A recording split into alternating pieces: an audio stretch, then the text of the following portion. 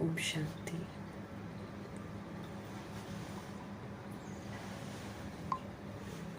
श्रेष्ठ ते श्रेष्ठ परमपिता परमात्मा हम आत्माओं को श्रीमत देकर कहते हैं कि श्रीमत पर चलने से हम आत्माओं में सारी शक्तियाँ आ जाएंगी, सारे गुण आ जाएंगे और हमें सर्व प्राप्तियाँ हो जाएंगी। इसलिए मनमत और परमत को छोड़कर सिर्फ श्रीमत पर चलो तो श्रेष्ठ घराने में आने का हक प्राप्त कर लेंगे। सुंदर शिक्षाएं देने वाले सत्यम शिवम सुंदरम जी का तहे दिल से धन्यवाद करेंगे। उनकी श्रीमत पर एक्यूरेसी से चलकर सुंदर बनने वाले व्यक्त ब्रह्मा, अव्यक्त ब्रह्मा, गुप्त बड़ी माँ, big brother, great great grandfather का रोल प्ले करने वाली आत्मा ब्रह्मा जी का तहे दिल से धन्यवाद करेंगे। धन्यवाद करते हुए दोनों ज़बरदस्त लाइट्स को हाजिर नाजिर करते हुए उनके महावाक्य उन्हीं से समझेंगे। ये समझ पूरे वायुमंडल में, पूरे यूनिवर्स में, पूरी प्रकृति में फैले। दिल से दुआ करेंगे मीठे बाबा की मीठी समझ रूहों तक भी पहुँचे। वर्ल्ड में, यूनिवर्स में जितनी मौजूद रूहें हैं सब तक पहुँचे। उन रूहों तक पहुँचे जो वृद्ध शरीरों में हैं। उनका बुद्धि का योग परमात्मा के साथ लग जाए, दैहिक रिश्तों से हट जाए। उन रूहों के प्रति समर्पित करेंगे जो हमारे साथ नकारात्मकता से जुड़ी हुई हैं। उनका बुद्धि का योग हमसे हटे, परमात्मा से लगे। लौकिक में जो आत्माएं हम आत्माओं के साथ हैं उनका बुद्धि का योग भी हम आत्माओं से हटे, परमपिता परमात्मा जी के साथ लगे। उन रूहों तक प्रभु जी की समझ पहुँचे जो रोज़ शरीर छोड़ रहे हैं, अचानक शरीर छोड़ रहे हैं, अब होलसेल में शरीर छोड़ रहे हैं। ऐसी रूहें जो बेचैन हैं और जो उनसे संबंधित रूहें बेचैन हैं, सभी रूहों तक प्रभु जी की समझ पर पहुँचे। हर आत्मा परमात्मा से जुड़े तो उसको सुकून पहुँचे। दिल से दुआ करेंगे मीठे बाबा की मीठी मुरली उन रूहों तक पहुँचे जो इस समय गर्भ में प्रवेश कर गई हैं। वो उन आत्माओं का भी लिंक है परमात्मा के साथ, तो बाबा की मुरली वहाँ भी पहुँचे। दिल से दुआ करेंगे उन रूहों के प्रति समर्पित करेंगे जो हॉस्पिटलों में हैं, घरों में पीड़ित अवस्था में है, प्राकृतिक आपदाओं की शिकार हैं, तंत्र मंत्र की शिकार हैं, माया के प्रकोप के कारण अनबेली हैं, प्राकृतिक आपदाओं की शिकार हैं, जो वाम मार्ग में चली गई हैं, जो जाने की तैयारी कर रही हैं, जो कुमार कुमारियों के शरीरों में हैं, छोटे शरीरों में विराजमान आत्माएं हैं। सभी आत्माओं तक प्रभु जी की समझ पहुँचे ताकि आत्माएं अब प्रभु से संबंध जोड़े और बाकी सारी चीज़ों से उनको वैराग आए। दिल से दुआ करेंगे मीठे परमात्मा जी की मीठी समझ उन रूहों तक पहुँचे जो अपनी संस्था बनाकर बैठे हैं, खुद भी गुमराह, दूसरों को भी गुमराह कर रहे हैं, जो भिन्न भिन्न सत्ताओं में, भिन्न भिन्न वर्गों में, भिन्न भिन्न मठ पंथों में बटे हुए हैं। उन रूहों तक प्रभु जी की समझ पहुँचे, वैश्याओं तक प्रभु जी की समझ पहुँचे, गणिकाओं तक पहुँचे जो ऐसे धंधे करवाते हैं उन तक पहुँचे, यादव कौरव यवनों तक पहुँचे, और भूत प्रेत आत्मा बनकर जो रूहें भटक रही हैं उन रूहों तक पहुँचे। फिर तंत्र मंत्र रिद्धि सिद्धियाँ करके जो आनंद ले रही हैं उन रूहों तक प्रभु जी की समझ पहुँचे। हर आत्मा अपने सतोगुणी स्वधर्म में वापस आए। दिल से दुआ करेंगे दुनिया में मौजूद बहुत सारी जेलें हैं जहाँ पर कई कैदियों के साथ तो बहुत दुर्व्यवहार हो रहे हैं। सभी रूहों तक प्रभु जी की समझ पहुँचे। हर रूह का बुद्धि का योग परमात्मा के साथ लगे और जो उनको संभालते हैं, कंट्रोल करते हैं, उन रूहों तक भी प्रभु जी की समझ पहुँचे। आत्माएं भ्रष्टाचारी अत्याचार से मुक्त हों। दिल से हम सब दुआ करेंगे मीठे बाबा की मीठी समझ साहूकारों तक पहुँचे जिन्हें जागृति नहीं आती, और फिर जो बहुत हद तक यहाँ पर दे अभिमान और आत्माओं का आकर्षण विनाशी चीज़ों की तरफ जुड़वाते हैं, ऐसी रूहों तक प्रभु जी की समझ पहुँचे। फिल्म इंडस्ट्री की रूहें जो सीरियल्स बनाते हैं, जो गंदे गीत बनाते हैं, ये यूथ को बहुत बर्बाद करते हैं, इन रूहों में भी जागृति आए ताकि ये हिंसात्मक चीज़ें न बनाएं और सिनेमा बनने की तो प्रथा ही समाप्त हो जाए। दिल से दुआ करेंगे और मीठे बाबा की मीठी समझ उन रूहों तक पहुँचे जो आतंकवादी बन गए हैं, जो अंडरवर्ल्ड डॉन्स बन गए हैं, जो अपना अपना आतंक फैला रहे हैं, सभी रूहों तक प्रभु जी की समझ पहुँचे और उन जगहों तक और उन रूहों तक प्रभु जी की समझ पहुँचे जहाँ तक अभी पहुँची नहीं है, और अगर पहुँचती है तो आत्माएं सुनने को तैयार नहीं है। सब में वैराग आए, सब सत्य को पहचाने, सब सत्य से जुड़े, दिल से दुआ करेंगे। बाबा की मुरली की जो समझ है उसकी लहर सब तरफ पहुँचे, दिल से दुआ करेंगे। इन्हीं दुआओं के साथ अपने लिए भी दुआ करेंगे कि एक एक बोल जो है वो हम आत्माओं के चित्त पर बैठ जाए और हम आत्माएं सारे दिन में जो प्रभु जी कह रहे हैं वो हम करते जाएं, और करके हम अपने आप को सारी सज़ाओं से मुक्त करें, दिल से दुआ करेंगे। इन्हीं दुआओं के साथ देखते हैं आज हमारे परमपिता परमात्मा हम आत्माओं को किस विधि से सब चीज़ों पर जीत प्राप्त करने की समझ देते हैं। मीठे मीठे बाबा बोले, मीठे बच्चे, अमृत वेले का समय बहुत बहुत अच्छा है, इसलिए सवेरे सवेरे उठकर एकांत में बैठ बाबा से मीठी मीठी बातें करो। अमृत वेले का समय, यूँ तो पूरा संगम युग हमारे लिए अमृत वेला है, लेकिन उस अमृत वेले में भी 2 से 5 एक स्पेशल अमृत वेला है जिसमें बाबा बच्चों की बातें सुनते हैं, बच्चों को वरदानों से संपन्न बनाते हैं, शक्तियाँ देते हैं, सारे दिन में कैसे पाठ बजाना है उसकी समझ देते हैं, उस पर स्टैंप लगाते हैं, जो संकल्प हम करते हैं उस पर स्टैंप लगाते हैं ताकि हम सारा दिन उसको सक्सेसफुली फलीभूत करें। तो अमृत वेला, प्रभु के साथ मिलन की वेला कल्प में एक बार मिलती है, जब हमको समझ मिलती है कि हम हैं कौन, हमारा है कौन और हम कहाँ के रहने वाले हैं, और एक ही मेरा साथी है। ये हमको एहसास होता है संगम युग में। हम सभी रूहें हैं, हम सभी अकेली हैं और हम सभी का एक ही परमपिता परमात्मा, बस वही हमारा सर्व संबंधी है, वही हमारा साथी है। जहाँ सब साथ छोड़ देते हैं, जहाँ लोग मुझे देख नहीं पाएंगे, वहाँ पर हमारे प्रभु जी खड़े होते हैं। तो ऐसा साथी जो जब सब छोड़ते हैं तब साथ देता है, वही तो हमारा सच्चा फ्रेंड है। ऐसे सुप्रीम रूह जो है उनके साथ हमको समय बिताना है, उनकी पहचान मिली है, हमें अपनी पहचान मिली है, हमें हमारे रिश्ते की पहचान मिली है। तो ऐसा परमपिता परमात्मा जिनको याद करके मेरे विक्रम विनाश होंगे, जिनको याद करके मेरे से और कोई पाप कर्म नहीं होगा, जिनको याद करके मैं अपने सत्य स्वरूप में लौटूंगी, जिनको याद करके सतोगुणी और सतयुगी बनने की ताकत मिलती है, जिनको याद करने से हम ताज तख्त और तिलक को कमा सकते हैं, जिनको याद रख के हम ज्ञान स्वरूप, प्रेम स्वरूप, शक्ति स्वरूप, आनंद स्वरूप और आनंद स्वरूप, शक्ति स्वरूप, ज्ञान स्वरूप, पवित्र स्वरूप हम बन सकते हैं। बाबा के साथ ही हम बन सकते हैं, अदरवाइज हम नहीं बन सकते हैं। इस बात की समझ हमको भी मिलती है। हम आत्माओं पर कट चढ़ी हुई है, रजोगुनी कट और तमोगुनी कट, ये इतनी भारी भरकम चढ़ी हुई है कि हमें आत्मा का पाठ ही पक्का नहीं होता है। लेकिन जब हम बाबा की याद में रहेंगे, बाबा के साथ रहेंगे, तो बाबा सब कुछ मुमकिन कर देते हैं। हम अविनाशी आत्माएं हैं, हम जो करते हैं वो रिकॉर्ड हो जाता है और कभी भी मिटता नहीं है। इसलिए जो भी हम करते हैं वो हमारे चित्त पर ज़रूर रहता है, चाहे गलत किया हो, चाहे कुछ भी किया हो।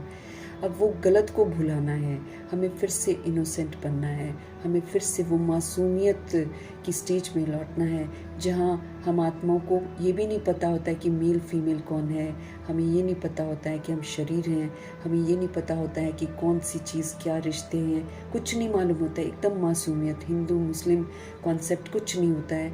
ऐसी स्टेज तक मुझे पहुँचना है। सब कुछ भुलाएंगे तभी तो उड़ेंगे बाबा के साथ।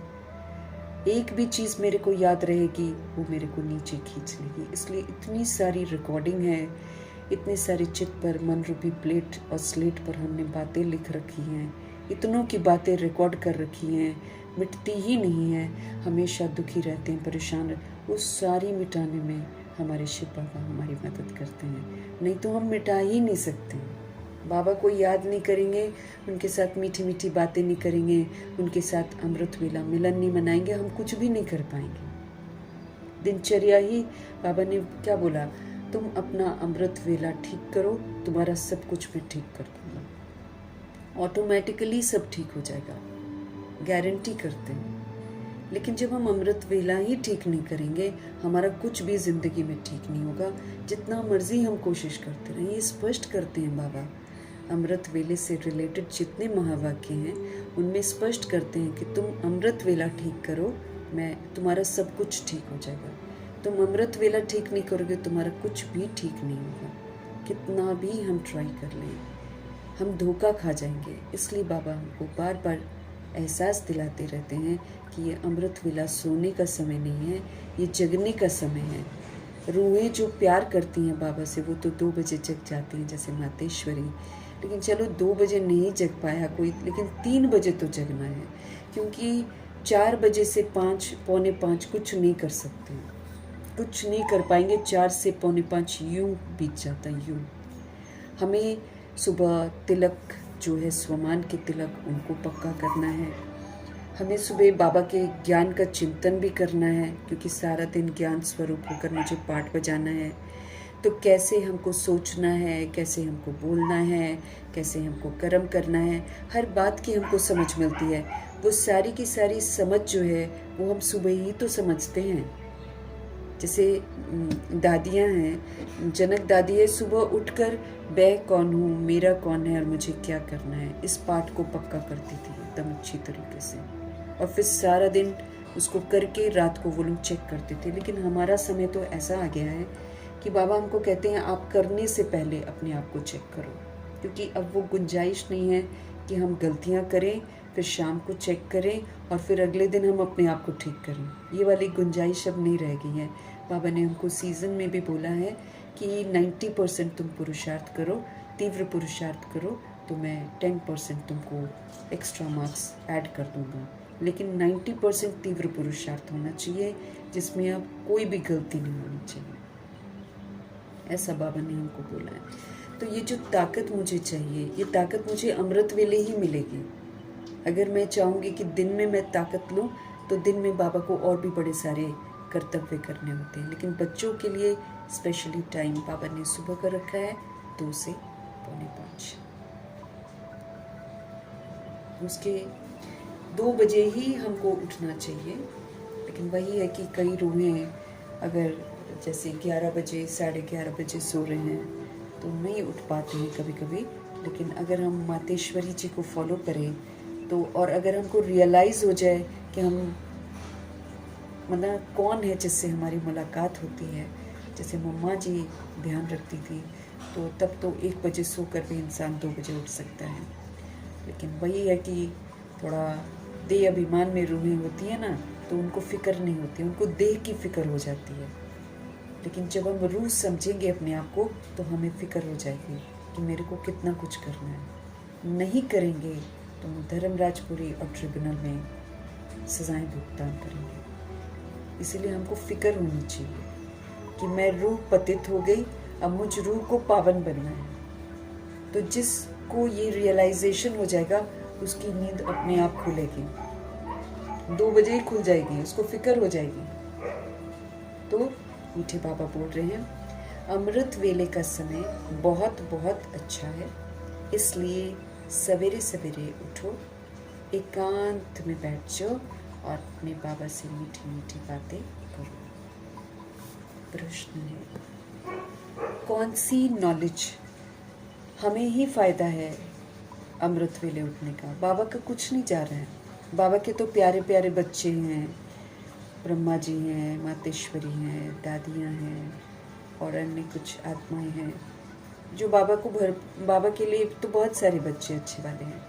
तो हम करें नहीं करें इसका फ़र्क हमें को पड़ेगा, और बाबा का कुछ नहीं जा रहा है। बाबा तो न्यारे रहते हैं, जिसने कर लिया उसको प्राप्तियां करा देंगे, जिसने नहीं किया वो खाली रह जाएगा, न तो वो 8 पेपर दे पाएगा, और फिर कितना वंचित हो जाएगा, कितना खाली अनुभव करेगा, क्योंकि उससे सब कुछ छिन जाएगा।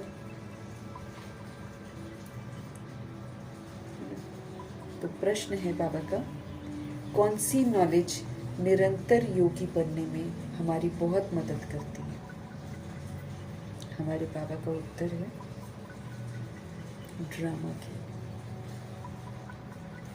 ड्रामा की नॉलेज निरंतर योगी बनने में हमको बहुत मदद करती है।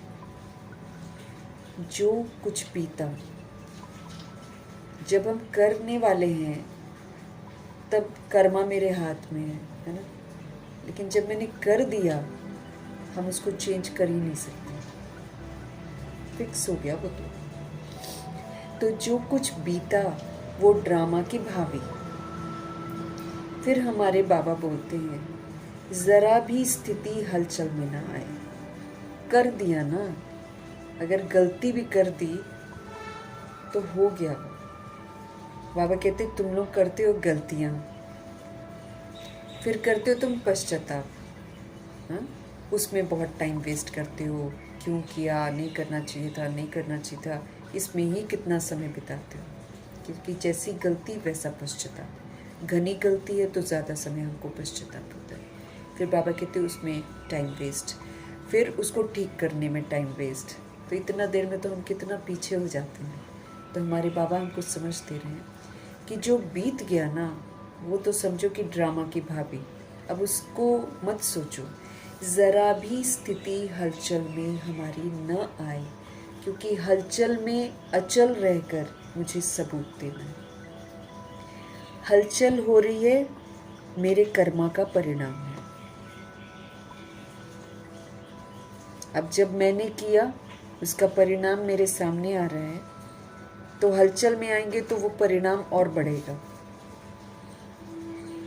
क्योंकि हलचल में आना मतलब क्यों, क्या, कैसे, शिकवे शिकायत सब कुछ करना।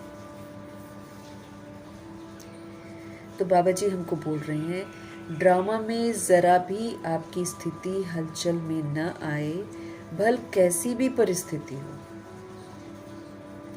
भूकंप आ जाए, धंधे में हमको घाटा पड़ जाए, लेकिन जरा भी संशय पैदा न हो, इसको कहते हैं महावीर। जो हुआ कल्याणकारी, हिसाब किताब हमारे सेटल हो रहे हैं सारे के सारे।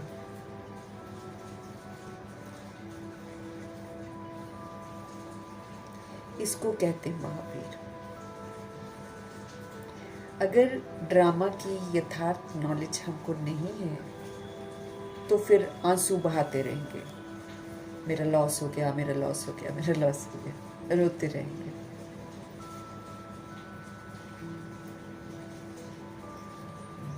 निरंतर योगी बनने में ड्रामा की नॉलेज बहुत मदद करती है। ड्रामा किसने बनाया? हमने बनाया। बाबा ने तो नहीं कहा हमको कि तुम शादी करो, बाबा ने तो नहीं कहा कि तुम अपनी वृद्धि करो परिवार की, बाबा ने तो नहीं कहा कि तुम काम, क्रोध, लोभ, मोह, अहंकार यूज़ करो, बाबा ने तो नहीं कहा हमको ये सब। किसने किया? हमने किया। तो ड्रामा किसने बनाया? मैंने बनाया। अब ड्रामा में जो कुछ मैंने किया वो किसके आगे आएगा? मेरे आगे आएगा। रावण सिखाता है कि जब कुछ होता है ना, दूसरे को दोष दो, उसकी वजह से, उसकी वजह से, उसकी वजह से। हमारे शिव बाबा आते हैं, हमको बताते हैं, देखो गलती हुई, अब इसको स्वीकार करो, स्वीकार करो, महसूस करो, अब वो करो जो मैं तुम्हें कहता हूँ। हमारे बाबा क्या कहते हैं? जीरो बन जाओ। जो कुछ पिछला हुआ, ओके, फुल स्टॉप, जीरो। अब जीरो बनकर श्रीमत पर चलो, तो क्या बन जाएंगे इस ड्रामा में? हीरो हीरोइन बन जाएंगे, जैसे मम्मा और पापा बने। वो ड्रामा के मुख्य हीरो और हीरोइन है। उन्होंने कभी बाबा को नहीं कहा, खाली ब्रह्मा जी ने एक बार बोला कि बाबा खांसी हो रही है, क्लास होती है, आप खांसी ठीक कर दो ना। क्लास भर में ठीक कर दो, तो बाबा ने मना कर दिया, ये आपका अपना हिसाब है। मम्मा ने तो नहीं कहा कि हमने तो कुछ नहीं किया, हमने तो विकारी हथियाला भी नहीं बांधा, हमने तो वृद्धि भी नहीं की, फिर मुझे कैंसर क्यों हो गया। गुलजार दादी ने कितना कुछ हुआ उनके शरीर के साथ, कभी भी नहीं बाबा को बोला कि हम आपके रथ बने हैं, फिर आप हमको ऐसा क्यों कर रहे हो, कभी भी नहीं बोला। उल्टा जैसी भी स्थिति में होती थी बाबा को बोलती थी, बाबा आप मुझे यूज करो। ड्रामा को समझ लिया ना, किसने बनाया, हमने बनाया। बाबा साफ बोलते हैं, तुम बिगड़े तो जग बिगड़ा, तुम विस्मृत हुए तो सारा जग विस्मृत हो गया। ऐसे हमको समझ में लिया। तो जब हम हुए तब जग हुआ, तो गलती तो हमारी हो गई। तो अब जो रूहें कर रही हैं वो हमारा ही किया हुआ का स्वरूप है। अब जब हम देखते हैं तो हमको अच्छा नहीं लगता है। ऐसे ही फिर ड्रामा को वो अच्छा नहीं लगता है जो हम करते हैं, क्योंकि सबसे पहले हम करते हैं। तो सबसे पहले ड्रामा हम ही को तो पनिश करने के लिए उठा था, जब बाबा ने आके रोका है। हमारी आयु खत्म हो गई है, ड्रामा तो पनिश करने वाला था ना, तो बाबा ने रोक दिया। अब बाबा हमको समझ देते हैं कि इस ड्रामा में गलतियां सभी ने की हैं, कोई भी ऐसा नहीं है जिसने गलती ना की हो, तभी बॉडी में है सारे के सारे। 63 जन्म है, अगर आखिरी जन्म भी कोई विकारी हथियाला नहीं बांधा है तो पिछले जन्मों में बांधा हुआ है ना। गलतियां तो सबने कर रखी हैं। अब बाबा क्या कहते हैं, बाबा हमको गलतियों को एक्सेप्ट करना सिखाते हैं कि अगर आपने गलत किया है आप उसको स्वीकारो और फिर अब आप अपने आप को ठीक करो। ठीक करके ड्रामा को, प्रकृति को सबूत दो। सबूत दो कि हम भगवान के बच्चे हैं, सबूत दो कि हम सतोगुणी हैं, सबूत दो कि हम सत्युग की देवात्माएं हैं। इसलिए हमको क्यों क्या करने को मना करते हैं, इसलिए हमको किसी भी चीज़ को करेक्शन करना मना करते हैं, क्योंकि जब मेरे को देखकर गलत किया है तो मैं कैसे दूसरे का करेक्शन कर सकती हूँ। ये तो रावण के राज्य में है कि हम गलत करके गलत को सुधारते हैं, और बाबा हमको बोलते हैं ऐसे कोई नहीं सुधरेगा, तुम खुद को सही करके फिर दूसरे को सुधारो। जैसे बाबा ने एक दिन मैंने शेयर नहीं करा ना, इसमें लिखा हुआ था, बाबा ने कहा है, अब एक बाप दादा कह रहे हैं कि तुम संबंधों को सुधारना चाहते हो ना, तो संबंधों को तुम नियम बनाकर नहीं सुधार सकते हो कभी भी, कि तुम नियम बना दो, ऐसे करो वैसे करो तो वो सुधर जाएंगे, कभी भी नहीं सुधरेंगे। तुम खुद को चेंज करो फिर वो सुधर जाएंगे। इसी तरीके से द्वापर युग और कलयुग की जो रूहें हैं, चाहे वो सत्ताओं में हैं, चाहे वो कैसे भी हैं, हम अगर कहेंगे नहीं उनको ऐसे नहीं करना चाहिए, उनको वैसे नहीं करना चाहिए, उनको ऐसे करना चाहिए, ज़िंदगी में कभी भी नहीं सुनने वाले हैं। बिल्कुल उल्टा करके दिखाएंगे वो, और भी उल्टा करेंगे।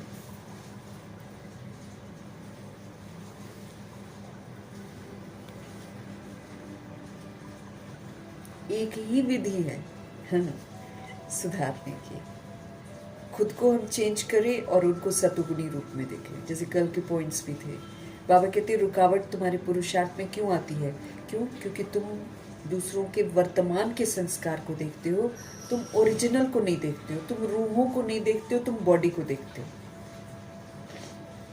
बॉडी में तो सारी रूहें गंदा काम कर रही हैं, उल्टे काम कर रही हैं, वो तो फिर हम गंदा को देखेंगे तो हम गंदे बन जाएंगे। इसलिए बाबा को बोलते हैं चेहरे को देखो ही मत, आंखों को देखो ही मत, भ्रिकुटी में देखो, नीचे देखो ही मत तुम।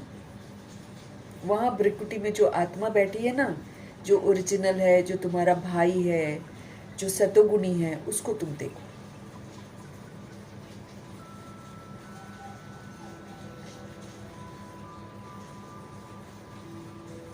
हम नहीं देखते हैं, फिर हो जाती है रुकावट हमारी, बाबा से योग भी नहीं लगता और हमारा पुरुषार्थ भी आगे नहीं बढ़ता।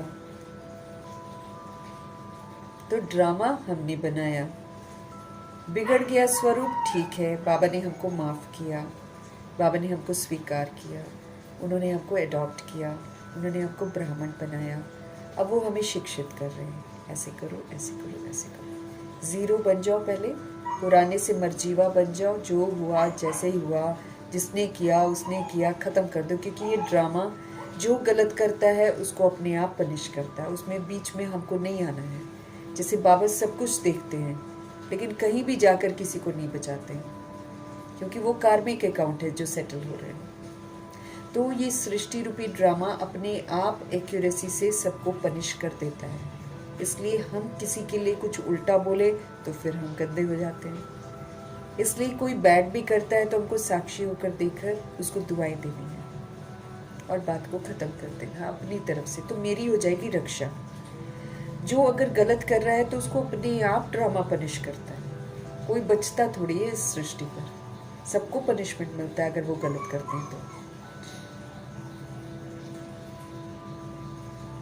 इसलिए बाबा बोलते हैं धंधे में घाटा हो जाए, हमारा कहीं हिसाब देखो, हम सृष्टि पर एक्स्ट्रा लेंगे तो घाटा तो होगा हमको।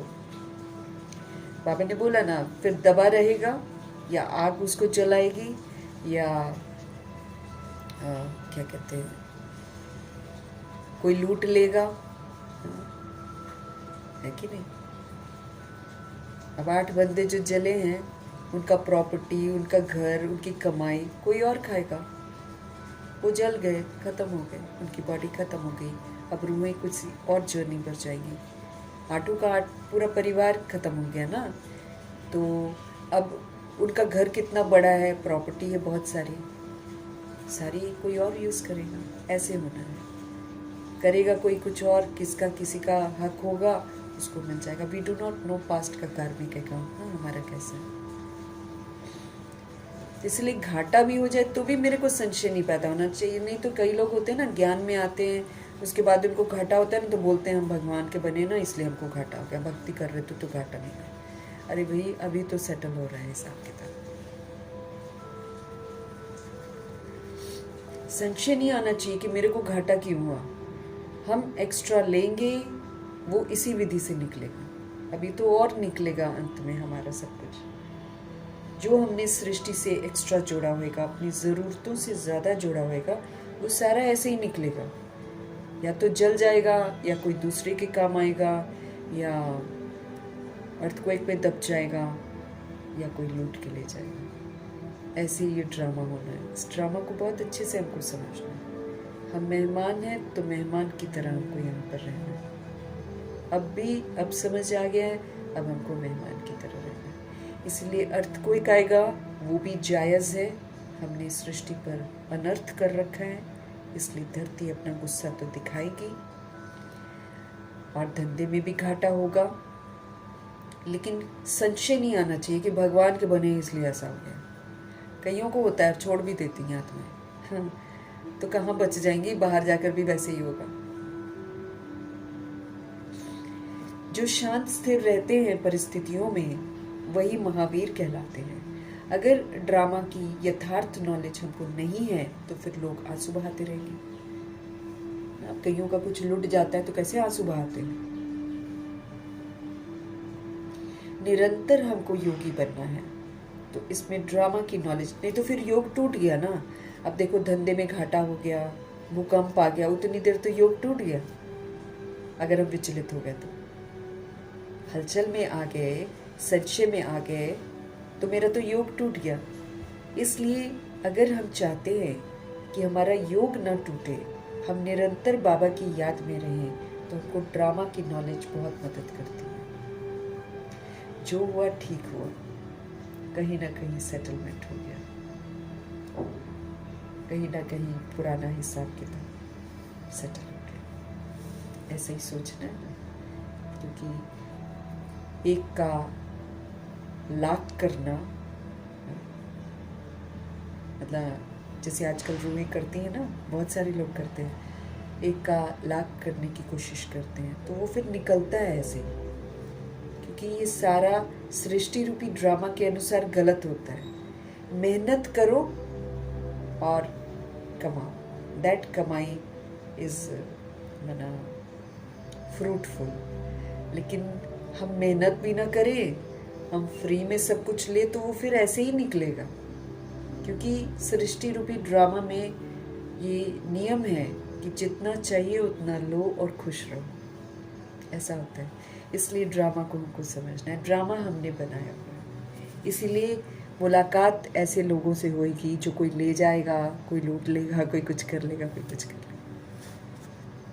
लेकिन अपने को भगवान में संशय नहीं आना चाहिए, अपने अंदर प्रश्न नहीं उठना चाहिए क्यों मेरे साथ ऐसा हुआ। कहीं ना कहीं देह से हमने बैड कर्मा करा हुआ है, तो वो कर्म भोग से निकलता है। कोई ना कोई रूह निमित्त बन जाती है उसको बना कर्म भोग को चुकतू कराने में। ऐसे ड्रामा को समझ कर चलना है, तो फिर हम कभी भी संशय में नहीं आएंगे। जैसे मम्मा बोलती है कर्ज उतर रहे हैं ना, तो खुश रहना है हमको। उनको ड्रामा समझ में आ गया था, इसीलिए कैंसर होते हुए भी वो खुश रहती थी कि सेटल हो रहा है, चलो जी फटाफट सेटल हो रहा है। मुस्कुराते हुए उन्होंने सेटल कर लिया। तो हम भी अगर हर्षित रहेंगे तो हमारा घना हिसाब किताब भी चुकता हो जाएगा आराम से। लेकिन जितना हम हलचल में आएंगे, जितना क्यों क्या करेंगे, उतना अपने लिए मुसीबत पैदा करेंगे और आंसू बहाते रहेंगे और फेल होते रहेंगे। आंसू तो बहाना ही नहीं है ना, बाबा ने बोला।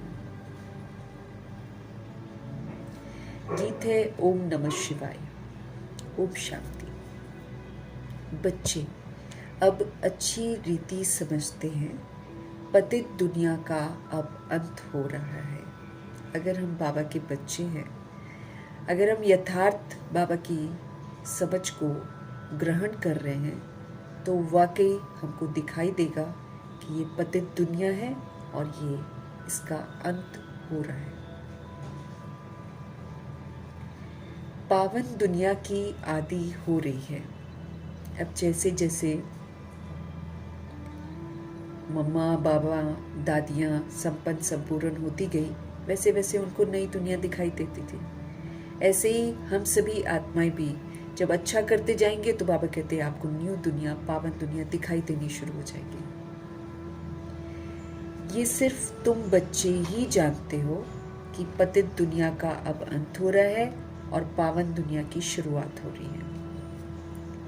अब सोल अगर यहाँ पर रहकर सतयुगी पाठ बजा रही है या सतोगुणी पाठ बजा रही है, तो पावन दुनिया की शुरुआत तो हो ही गई है ना। और बच्चों को ही ये डायरेक्शन व श्रीमत मिलती है। जो बाबा के बच्चे बनते हैं उनको ही बाबा डायरेक्शन देते हैं, उनको ही श्रीमत मिलती है। कौन देते हैं डायरेक्शन? ऊंच भगवान देते हैं। समझाते रहते हैं कि पतित से पावन बनना है। हमको होमवर्क मिला हुआ है कि हम पतित बन गए थे, लेकिन अब हमको पावन बनना है। श्रीमत पर चलकर ही हम बन सकते हैं। ये जो परमात्म नॉलेज है ये तुम्हारे लिए है, और तो सब पतित है। द्वापर युग कलयुग तो नहीं सुनेगा।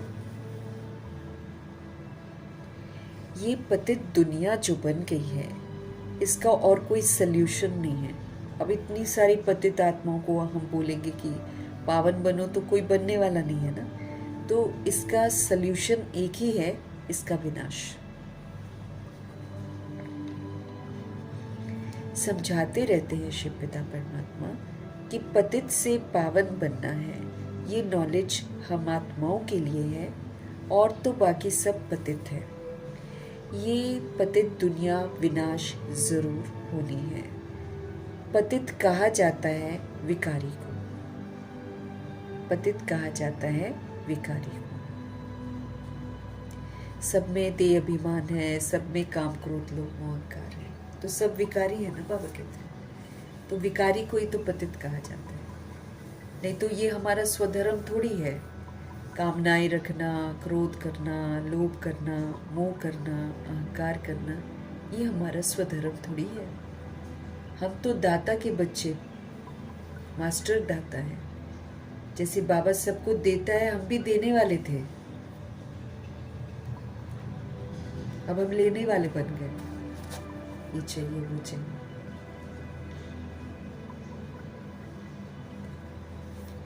ये नॉलेज तुम्हारे लिए है और तो सब पतित है। ये पतित दुनिया विनाश जरूर होनी है। पतित विकारी को कहा जाता है। बाप समझाते हैं कि तुम जन्म जन्मांतर एक दो को दुख ही देते आए, इसलिए तुम आदि मध्य अंत दुख पाते हो। बाबा ने अब हमको समझ दी है कि हम जन्म जन्मांतर द्वापर युग से बॉडी कॉन्शियस होकर, बॉडी की तरफ अट्रैक्ट होकर एक दूसरे को दुखी देते हैं। रूह को देखते हैं तो सबको एक जैसे देखते हैं। बॉडी को देखते हैं तो किसी को कैसे, तो किसी को कैसे, तो किसी को कैसे देखते हैं। यहीं पर हमारा मतभेद शुरू हो जाता है। और जब हम किसी को कैसे करते हैं तो हम एक दूसरे को दुख देने के निमित्त बन जाते हैं। हम क्रोध के वश बोलते हैं तो हम दुख देने के निमित्त बन जाते हैं। हम बच्चों के साथ मोह करते हैं तो हम दुख देते हैं उनको। हम उनको फंसाते हैं अपने में, उनको भी फिर मोह होता है ना। फिर लोभ करते हैं हमको याद रखना है, सृष्टि से उतना ही लेना है जितनी मुझे जरूरत है। उससे एक्स्ट्रा जितना भी लिया है वो मेरे काम नहीं आएगा। तो हम एक दूसरे को जन्म जन्मांतर दुख देते आए। काम क्रोध लोभ मोह अहंकार के वश होकर हम एक दूसरे को दुख देते आए हैं। इसलिए फिर हमारे साथ क्या होता है, हम भी फिर आदि मध्य अंत दुख ही पाते हैं। जन्म भी दुख से होता है, गर्भ में भी दुख होता है, पैदा होते तो भी रोते हुए। जिंदगी की शुरुआत ही रोते हुए होती है। अगर नहीं रोते हैं तो उसको रुलाया जाता है। ये कलयुग है। क्यों नहीं रोया भाई, इसको रुलाओ, है ना। एक दो को पतित बनाते हैं। शादी के मंडप पर जितने इकट्ठे होते हैं क्या कर रहे होते हैं, सब मिलकर दो रूहों को पतित बनाने का जश्न मनाते हैं।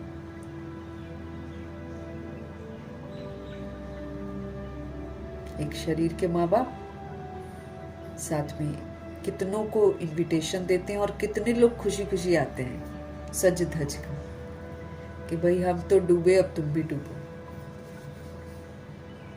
दुखी होते हैं सारे, आपस में लड़ रहे हैं, झगड़ रहे हैं और फिर बच्चों की शादी करवा के उनका जीवन भी खराब करते हैं। तो फिर हमें फिर क्या होता है, हम फिर आदि मध्य अंत हम भी दुख पाते हैं। बाबा कहते हैं एक दो को पतित बनाते हो, पुकारते भी हैं कि हम पतित हैं, परंतु बुद्धि में पूरा बैठता नहीं है कि पतित बोलते किसको है।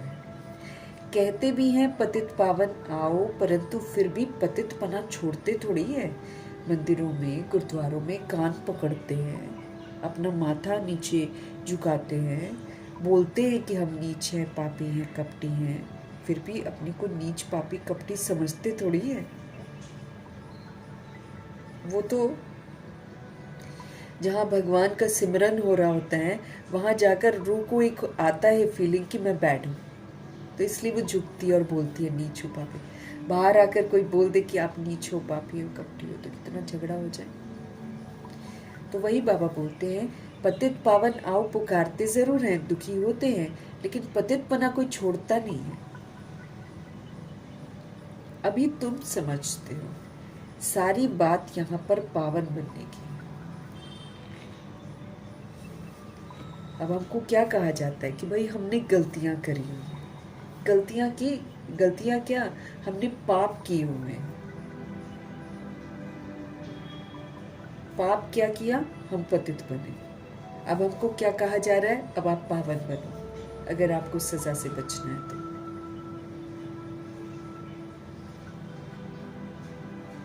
अभी तुम समझते हो कि सारी बात ही पावन बनने की है। जो पवित्र भव योगी भव का वरदान फलीभूत करेगा वो सजाओं से मुक्त हो जाएगा। तो बात ही सारी पावन बनने की है। मन वचन कर्म से पावन बनना है, दृष्टि वृत्ति से पावन बनना है ना। संकल्प से, बोल से, कर्म से हमको पावन बनना है। निराकारी मनसा, निरंकारी वाचा और निर्विकारी कर्मणा, मतलब पावन बनना है। ऐसे पावन बनना है आपको। पावन की भी तो बहुत बड़ी डेफिनेशन है। ये समझाने वाला भी तो कोई चाहिए ना। समझाने वाला तो एक ही है। बाकी ये जो दुनिया में गुरु लोग हैं, ये किसी को पावन बना नहीं सकते हैं। दुनिया वाले गुरु पावन बना नहीं सकते हैं किसी को। गुरु नानक जी भगवान के साथ जोड़ते हैं कि निराकार से जुड़ो, तो निराकार तुमको पावन बनाएगा, वो ऐसे बोलते हैं। लेकिन वो थोड़ी किसी को पावन बना सकते हैं। तो एक पवित्रता के सागर शिव बाबा ही सबको पावन बना सकते हैं।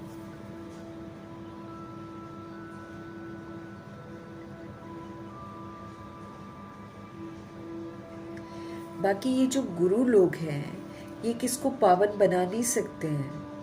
पावन भी सिर्फ एक जन्म के लिए नहीं, जन्म जन्मांतर के लिए हमको बनना है। एक जन्म के लिए थोड़ी 2500 वर्ष की राजधानी है, तो 2500 वर्ष के लिए तो बिल्कुल प्योर बनना है। तुम्हारे में भी जो ज्ञानवान है वे तीखे होते हैं, ड्रामा अनुसार वो नूंद है। तुम्हारे में भी महावीर पना चाहिए। जो बाबा कहते हैं उसको करने वाला इस झूठ खंड में है ना, चारों तरफ झूठ खंड है, उसमें जो श्रीमत पर चल जाता है तो वो उसका महावीर पना है। वो आएगा बाप की याद में रहने से। तो ये जो महावीर पना है ना, जो हमारे में आना चाहिए, वो तब आएगा जब हम खुद को रूह समझेंगे और अपने सुप्रीम रूह को याद करेंगे। तब हमारे में महावीर पना आएगा। बाप हमें बहुत अच्छी रीति बैठकर समझाते हैं। जैसे बाबा कहते हैं कि सवेरे उठकर मुझे याद करो। वो समय बहुत सुंदर है। शुरुआत अच्छी होगी तो सारा दिन हमारा अच्छा होगा। तो वो समय बहुत सुंदर है याद करने का, जिसको प्रभात कहा जाता है। भक्ति मार्ग में भी कहते हैं, राम सिमर प्रभात मोरे मन। मंदिरों में तो 5 बजे को प्रभात बोलते हैं, लेकिन गुरुद्वारे में चले जाओ तो 3:30 बजे उनका अमृत वेला होता है। 3:30 बजे से शुरुआत हो जाती है बाबा वहाँ पे। रात को ही गुरु ग्रंथ साहिब को वो लोग लेकर जाते हैं। वहाँ एक रूम बनाया हुआ है, अपनी तरफ से सुलाने वाला काम करते हैं। वहाँ पर पूरा करते हैं, फिर पूरी सफाई करके ये लोग सोते हैं। और सुबह अमृत वेले 3 बजे ये लोग उठ जाते हैं। और 3-3:30 बजे कोई ना कोई पाठी होता है जो वहाँ पर बैठता है और पाठ शुरू हो जाता है। सिमरन तो गुरुद्वारे में सुबह सुबह शुरू हो जाता है। वो अमृत वेला उसको समझते हैं। मंदिरों में 5 बजे को समझते हैं। हमको बाबा 2 बजे कहते हैं। तो भक्ति में भी अमृत वेले का जिक्र है। और लोग कहते हैं कि राम सिमर प्रभात मोरे मन। हमारे शिव बाबा भी हमको कहते हैं, सवेरे उठ बाप को याद करो तो बड़ा मज़ा आएगा। जिसको प्यार हो जाएगा बाबा से, उसको तो बहुत मज़ा आएगा। जैसे मम्मा को बहुत मज़ा आता था, इसलिए उनके लिए तो इतनी अहमियत थी कि 1 बजे सोकर भी 2 बजे उठना है। 2 बजे मिस नहीं करना, चाहे कुछ भी हो जाए। ये उनका मतलब दृढ़ता थी कि 1 बजे तक हम जागे, वो तो देहधारी के सेवा के लिए जागे। लेकिन जिससे सर्व प्राप्तियां होती हैं, उनसे मुलाकात तो सुबह होनी है ना। तो इसलिए 2 बजे मम्मा ने कभी भी मिस नहीं किया,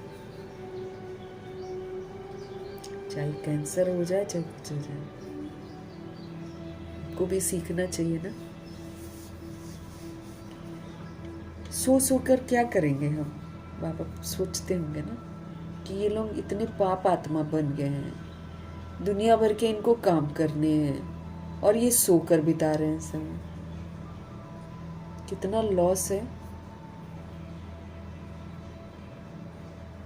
अमृत वेला ठीक है तो जिंदगी ठीक है, अमृत वेला नहीं ठीक है तो कुछ भी ठीक नहीं होगा, बाबा ने बोला है। कि जिसने बाप की नहीं सुनी उसका क्या ठीक होगा। ये तो अभी बाबा है तो चल रहा है, जब बाबा जाएगा तब पता चलेगा ना कि अमृत वेला मिस करने की सजाएं क्या होती हैं। कि बाबा तो हमको सशक्त बनाने के लिए उठा रहे हैं, बाबा का कोई फायदा थोड़ी हो रहा है। वो हमको एम्पावर करने के लिए उठा रहे हैं, हमको वरदानों से शक्तियों से भरपूर करने के लिए उठा रहे हैं, क्योंकि सुबह का टाइम ही है जब हमको ज्ञान यथार्थ समझ में आता है। अब हम मुरली दिन में पढ़े, आधा पल्ले पड़ेगा आधा पड़ेगा ही नहीं। सुबह का टाइम बाबा ने फिक्स किया तो सुबह ही समझ में आती है।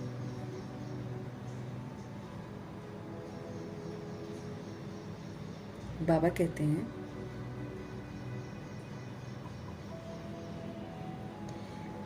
बाप भी हमें कहते हैं सवेरे उठ बाप को याद करो तो बड़ा मजा आएगा।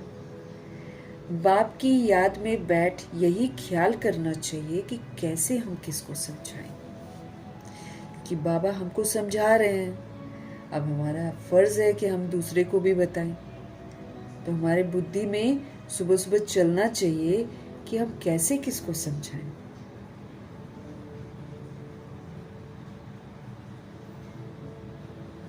है ना।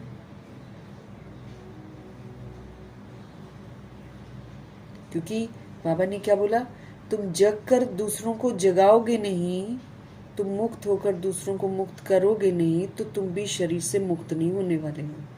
तुमको देखकर जो लोग बिगड़े हैं, जब तक तुम उनको जागृत नहीं करोगे तब तक तुम्हारा कोई चांस नहीं है बॉडी से निकलने का। वो सारी की सारी रूहें जो हमको देखकर बिगड़ी है ना, वो हमारे सामने आकर खड़ी हो जाएंगी।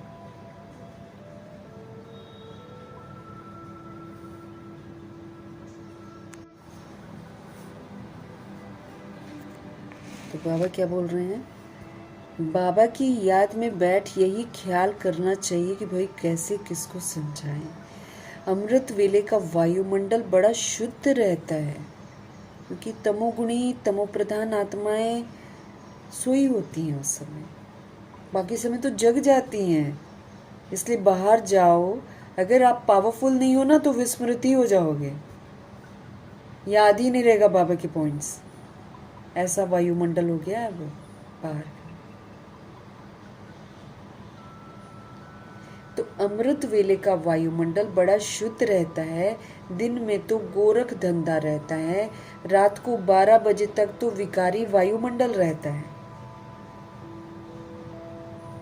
मूवीज देखेंगे, गंदे काम करेंगे, चोरी डकैती करते हैं, सब करते हैं ना। 12 बजे तक तो सारे काम होते गंदे गंदे। तो बाबा कहते हैं रात को 12 बजे तक तो विकारी वायुमंडल रहता है। साधु संत भगत आदि सब भक्ति भी प्रभात को करते हैं। यूं तो याद दिन में भी कर सकते हैं, धंधे में भल रहे हैं। बुद्धि का योग जिस देवता का पुजारी होगा उनके पास उनका होगा, परंतु ऐसा किसका रहता नहीं है। भक्ति मार्ग में सिर्फ दर्शन के लिए मेहनत करते हैं, मिलता किसी को भी कुछ नहीं है। उनको भी भक्ति करते करते तमोप्रधान बनना ही है। भगत भी भक्ति करते करते तमोप्रधान बनते ही हैं। भक्ति मार्ग में भी शिव पर बलि चढ़ते हैं, जिसको काशी कलवट लोग कहते हैं। शिव को याद करते करते कुएं में कूद पड़ते हैं, है ना। काशी कलवट भी खाते हैं और फिर कुएं में त्रिशूल लगाते हैं, कहते हैं, है ना। ऐसे खड़ा होता है त्रिशूल और ऊपर से कूद जाते हैं। कूद के सीधे उसमें जाकर खच करके लगते हैं और लहू लुहान हो जाते हैं, और वो सोचते हैं हमारे पाप कर्म खत्म हो गए, ऐसा सोचते हैं। तो काशी कलवट कहते हैं, वो शिव को याद करते करते क्या करते हैं, कुएं में कूद पड़ते हैं। शिव के ऊपर बलि चढ़ जाते हैं, ऐसा वो समझते हैं। वो है भक्ति मार्ग की बलि, बाबा कहते हैं। वो भक्ति मार्ग में ऐसे करते हैं, वो भी मुश्किल, ये भी मुश्किल। हाँ, भक्ति मार्ग में इससे कुछ फायदा नहीं है, बाबा कहते हैं। अगर वो सोचे कि उनके विक्रम विनाश हो गए, तो ऐसा नहीं होता है। फायदा कुछ नहीं है। ये कि जैसे आत्मा अपने शरीर का घात करती है, बाबा कहते हैं ये कोई ज्ञान नहीं है। वो भी कह देते हैं आत्मा सो परमात्मा। आत्म अभिमानी तो एक बाप ही है जो बच्चों को समझाते हैं कि परमात्मा तो मैं एक ही हूँ। आत्म अभिमानी तो एक बाप ही है हमारे, जो बच्चों को समझाते हैं कि परमात्मा तो मैं एक ही हूँ। हम आत्मा सो परमात्मा कहना ये बड़े से बड़ी झूठ है, ये तो हो ही नहीं सकता। वो तो आजकल कलयुग है और दिमाग सबके भ्रष्ट है, इसीलिए सोल्स अपने आप को शिवोहम कह देती हैं या फिर आत्मा सो परमात्मा कह देती है। जैसा सुनती हैं वैसा बोल देती हैं। बाप कहते हैं मैं आता ही हूँ पतितों को पावन बनाने के लिए, सो पावन बना रहा हूँ। बाकी तो ड्रामा में जो होना है वो तो होगा ही। समझो अर्थक्वेक होती है, समझो छत गिर जाती है। कहेंगे भाभी कल पहले भी ऐसे ही हुआ था, है ना? देखो कैसे छतें गिर रही हैं, छतें गिर रही हैं, आग लग रही है, कैसे हो रहा है सब कुछ। ये छोटा छोटा हम ट्रायल देख रहे हैं जो एक बड़ा रूप लेगा, क्योंकि बाबा ने बोला ताश के पत्तों की। अब आजकल कितने कितने फ्लोर्स बना रहे हैं, अब ऊंचे ऊंचे फ्लोर्स में आग लग जाती है। और बाबा ने बोला है कि ये ऊंचे ऊंचे फ्लोर ताश के पत्तों की तरह गिर जाएंगे। जिसको लोग डेवलपमेंट समझते हैं, जिसको लोग तरक्की समझ रहे हैं, वो तरक्की नहीं है, वो ताश के पत्तों की तरह गिरेंगे। कैसा माल यूज़ कर रहे हैं, क्या कर रहे हैं, नहीं तो घर क्यों गिर रहे हैं ऐसे। तो ये ताश के पत्तों की तरह गिर जाएंगे। बाप कहते हैं मैं आता ही हूँ पतितों को पावन बनाने, सो मैं पावन बना रहा हूँ। बाकी तो ड्रामा में जो होना है सो होगा ही। समझो अर्थक्वेक होती है, छत गिर जाती है, तो कहेंगे भाभी कल पहले भी ऐसे ही हुआ था। इसमें ज़रा भी हिलने की दरकार नहीं है। अब हमको ये सीखना है कि हमको हलचल में नहीं आना।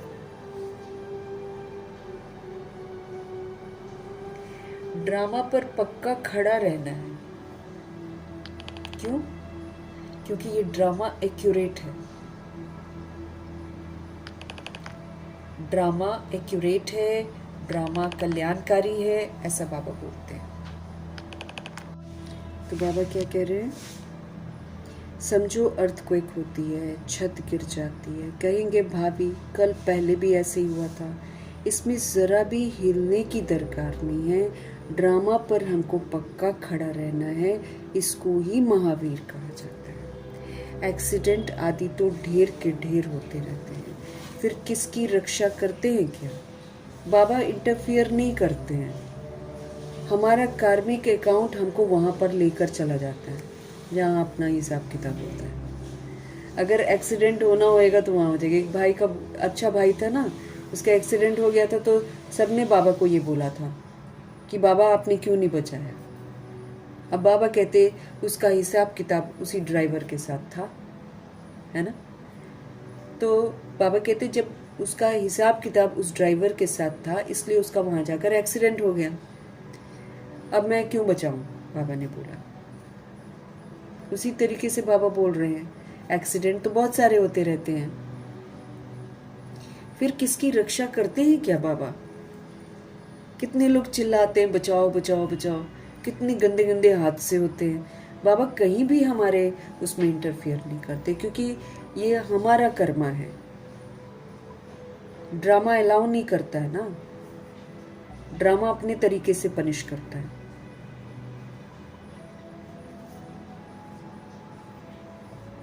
एक्सीडेंट आदि तो ढेर के ढेर होते रहते हैं, फिर किसकी रक्षा करते हैं क्या? ये तो ड्रामा में नूंद है, ऐसा ही ड्रामा में पाठ है। जो ड्रामा को नहीं जानता है वो फिर देह को याद करके आंसू बहाते हैं, है ना। अब ड्रामा में हम अटैचमेंट में आ जाते हैं, है ना। बाबा कह रहे हैं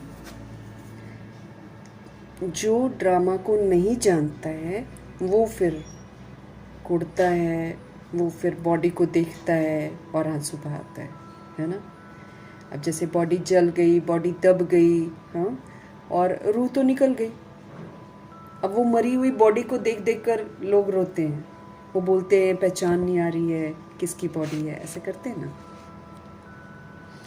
तो बाबा कहते हैं जो ड्रामा को नहीं जानते हैं वो देह को याद करके आंसू बहाते हैं, वो कभी भी शिव बाबा को याद नहीं कर सकते। अगर हम आंसू बहाते हैं ना, हम लोग की बात भी बाबा कर रहे हैं, तो फिर हम बाबा को याद नहीं कर सकते, क्योंकि शिव बाबा से प्यार ही नहीं है, सच्ची प्रीत ही नहीं है। हम किसके लिए रो रहे हैं? किसी की बॉडी के लिए रो रहे हैं।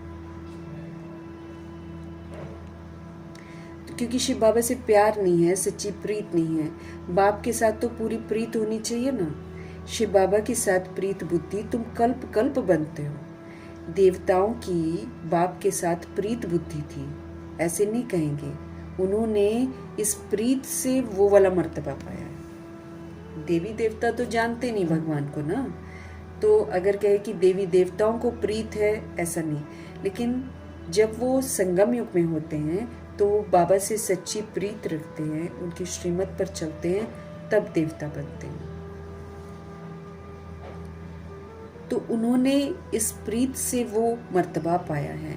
वहां तो मालूम भी नहीं रहेगा, सारे कल्प में तुमको शिव बाबा का पता भी नहीं रहता है जो प्रीत रख सको। तो देवताओं की बाप के साथ प्रीत बुद्धि थी, हम ऐसा नहीं कहेंगे। उन्होंने इस प्रीत से वो मर्तबा पाया है। वहां तो मालूम भी नहीं रहेगा, सारे कल्प में तुमको शिव बाबा का पता भी नहीं रहता है जो प्रीत तुम रख सको, है ना। हमको पता ही नहीं है तो हम प्रीत कहाँ से रखेंगे? बाबा को जानेंगे तब तो हम उनके साथ प्रीत रखेंगे। तो यहाँ भी बाबा हमको बोलते हैं कि अगर हम किसी चीज़ को देखकर रोते हैं और किसी की बॉडी को देखकर अगर हम रोते हैं, दैट मीन्स हमको शिव बाबा से प्रीत नहीं है।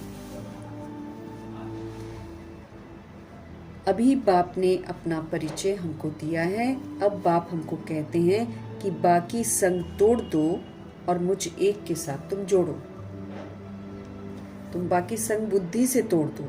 ऐसा नहीं है कि हमको संग तोड़ के कहीं चले जाना है, लेकिन भाई रियलाइज करना है कि ये सिर्फ खेल है और खेल में हम रोल प्ले कर रहे हैं। हम मिट्टी के खिलौने लेकर खेल रहे हैं। देह भी मिट्टी है और देह के साथ सारे संबंधी जो हम लेते हैं वो भी मिट्टी है। तो खिलौने लेकर हम खेल रहे हैं ना। तो अब हम मिट्टी से कर ले प्रीत, ये तो मेरी है, ये तो मेरी है, तो फिर ये तो मेरी बेसमझी है। ये तो कभी भी छूटती है, फिर हम ले लेते हैं, ऐसे करते हैं। अभी हमको छोड़ के वापस घर जाना, इसलिए बाबा हमको कह रहे हैं। अभी हमको बाबा ने अपना परिचय दिया है। अब हमारे बाबा हमको कहते हैं कि भाई बाकी संग तोड़ दो और मुझ एक के साथ जोड़ लो। ये विनाश काल तो ज़रूर है, ये भी तुम बच्चे जानते हो। मनुष्य वो तो बिल्कुल ही घोर अंधेरे में है इस समय। तुम अभी समझते हो, हमको तो बाप से पूरा वर्षा लेना है। याद के बिगर हम सतो प्रधान नहीं बन पाएंगे। सर्जन बनकर हमें अपने रोग को देखना है। हम बिना बाबा को याद किए हम सतो प्रधान नहीं बन सकते, है ना। तो इसलिए हमारा ज्ञान चिंतन करना, प्रभु चिंतन करना, स्व चिंतन करना, शुभ चिंतन करना, भगवान से रिलेटेड सब कुछ करना, मतलब भगवान की यादों में रहना। खाली एक जगह बैठकर याद करने से तो नहीं चलेगा ना। कॉन्स्टेंटली हमको बाबा का जो लाइफ है, बाबा ने जो हमको लाइफ दी है, बस उसी लाइफ में जीना है हमको। तो बाबा कहते हैं सर्जन बनकर अपने रोग को देखना है, श्रीमत पर देखना है कि हमारी बाप के साथ कितनी प्रीत है। पूरी प्रीत होगी तो हम पूरा श्रीमत पर चलेंगे, कम प्रीत होगी तो फिर हम उसी के अनुसार कमी कमजोरियों को यूज़ करेंगे। तो मतलब अगर हम कमज़ोर बन जाते हैं, दैट मीन्स हमको प्रीत नहीं है बाबा से पूरी। जिसको पूरी प्रीत होगी वो पूरा कहना मानेगा। तो बाबा कहते श्रीमत पर देखना है कि हमारी बाबा के साथ कितनी प्रीत है। अमृत वेले ही बाप को याद करना अच्छा है। प्रभात का समय बहुत अच्छा है, उस समय माया के तूफान नहीं आएंगे क्योंकि बाबा मौजूद होते हैं वहाँ पर और बाकी सारी सोल सो रही होती हैं। जितनी भी तमोगुणी आत्माएं होती हैं वो उस समय सोती हैं, इसलिए वायुमंडल शुद्ध होता है। बाबा होते हैं इसलिए माया नहीं आती है। तो अमृत वेले ही बाबा को याद करना अच्छा है। प्रभात का समय बहुत अच्छा है, उस समय माया के तूफान नहीं आएंगे। रात को 12 बजे तक तपस्या करने का कोई फायदा नहीं है क्योंकि टाइम ही गंदा होता है। जगना नहीं चाहिए बाबा कहते हैं, नहीं तो उसका प्रभाव हम पर आएगा और हमारा अमृत वेला मिस हो जाएगा। 10 बजे बोलते हैं ना बाबा, 10 माना बस, ऐसा बोलते हैं बाबा। तो रात को 12 बजे तक तपस्या अगर कोई करना चाहेगा, ब्रह्मा जी थोड़ी कोई हो सकता है ना, ब्रह्मा जी भी 10:30 11 बजे फिर सो ही जाते थे 2 घंटे के लिए। लेकिन रात को 12 बजे तक तपस्या करने का कोई फायदा नहीं है क्योंकि टाइम ही गंदा होता है, तो चारों तरफ गंदे वाइब्रेशंस होते हैं। लोग शराब, मीट खाना, चिकन खाना, गालियाँ देना, गंदे काम करना, गंदी चीज़ें देखना, यही करते हैं। तो सारा वायुमंडल उसी से भरा पड़ा रहता है। तो अगर हम सोचे कि उस समय हम तपस्या करें तो कोई फ़ायदा नहीं, बाबा कहते टाइम ही गंदा है, वायुमंडल खराब रहता है, तो 1 बजे तक छोड़ देना चाहिए, सो जाओ। बाबा कहते हैं 1 के बाद वायुमंडल अच्छा रहता है। बाप कहते हैं अपना तो है ही सहज राजयोग, भल आराम से बैठो। बाबा अपना अनुभव भी सुनाते हैं कि कैसे वो बाबा से बातें करते हैं। बाबा कैसा वंडरफुल ये ड्रामा है, आप कैसे आकर पतित से पावन हमको बना देते हो, सारी दुनिया को कैसे आप पलटाते हो, बड़ा वंडर है। तो जैसे बाप को ख्याल आते हैं वैसे बच्चों को भी तो आने चाहिए ना। तो कैसे मनुष्यों का बेड़ा पार करें अथवा कैसे हम नैया पार करें। हमारे बाबा कहते हैं तुम पुकारते रहते हो, हे पतित पावन आओ, अब मैं आया हूँ, अब तुम पतित न बनो। बाबा कहते हैं अब पतित की भी मना वो समझ लेना चाहिए।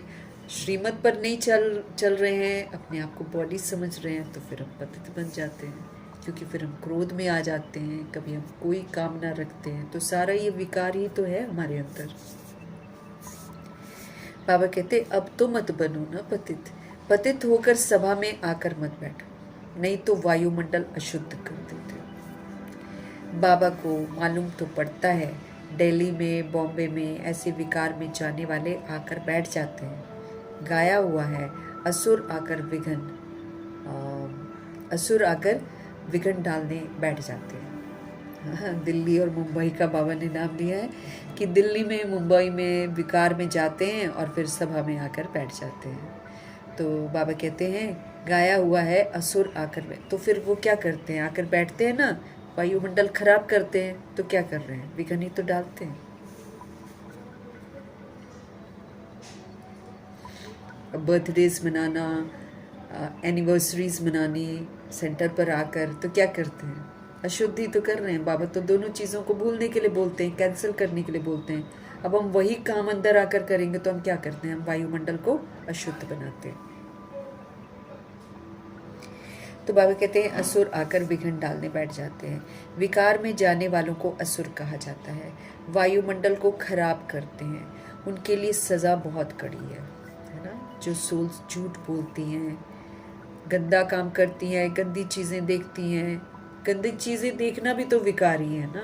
बाबा ने तो मना किया हुआ हमको गंदी चीज़ें देखने के लिए, तो अगर हम गंदी चीज़ें देखते हैं और हम सुनते हैं तो वो काम विकार ही तो है।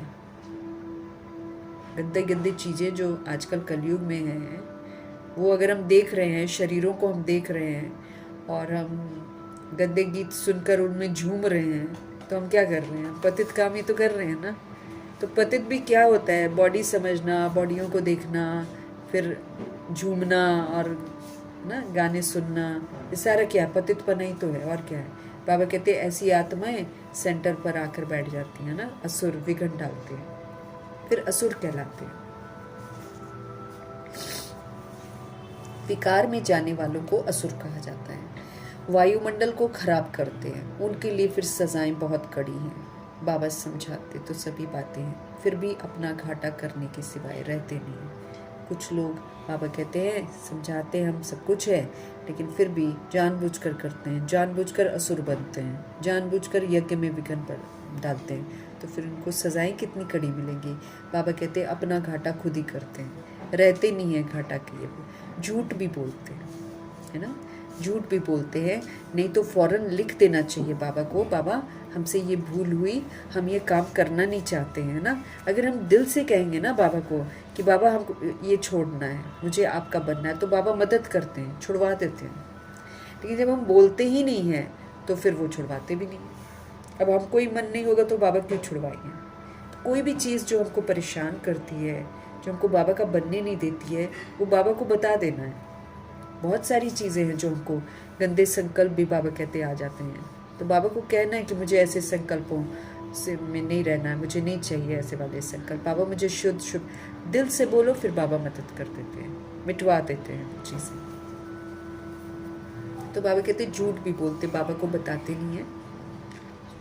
नहीं तो फौरन लिख देना चाहिए, बाबा हमसे भूल हुई, हमको क्षमा करना, अपना पाप लिख दो बाबा के आगे, नहीं तो ये बढ़ता ही चला जाएगा। और फिर कहाँ चले जाएंगे, रसातल में चले जाएंगे, एकदम दुर्गति में चले जाएंगे, है ना। चंडाल और चंडिका ऐसे बन जाते हैं, रसातल में चले जाएंगे। क्योंकि जब तक हम अपने पाप बताएं, पाप क्या है पुण्य क्या है बाबा ने एकदम साफ बता दिया है, गलत क्या है सही क्या है एकदम स्पष्ट कर दिया है। अगर हम गलत काम करते हैं मन ज़रूर खाता है, बाबा को ज़रूर बता देना है कि बाबा हमसे ये वाली भूल हुई, हमको क्षमा करना, अपना पाप बाबा को लिख कर देना है ना।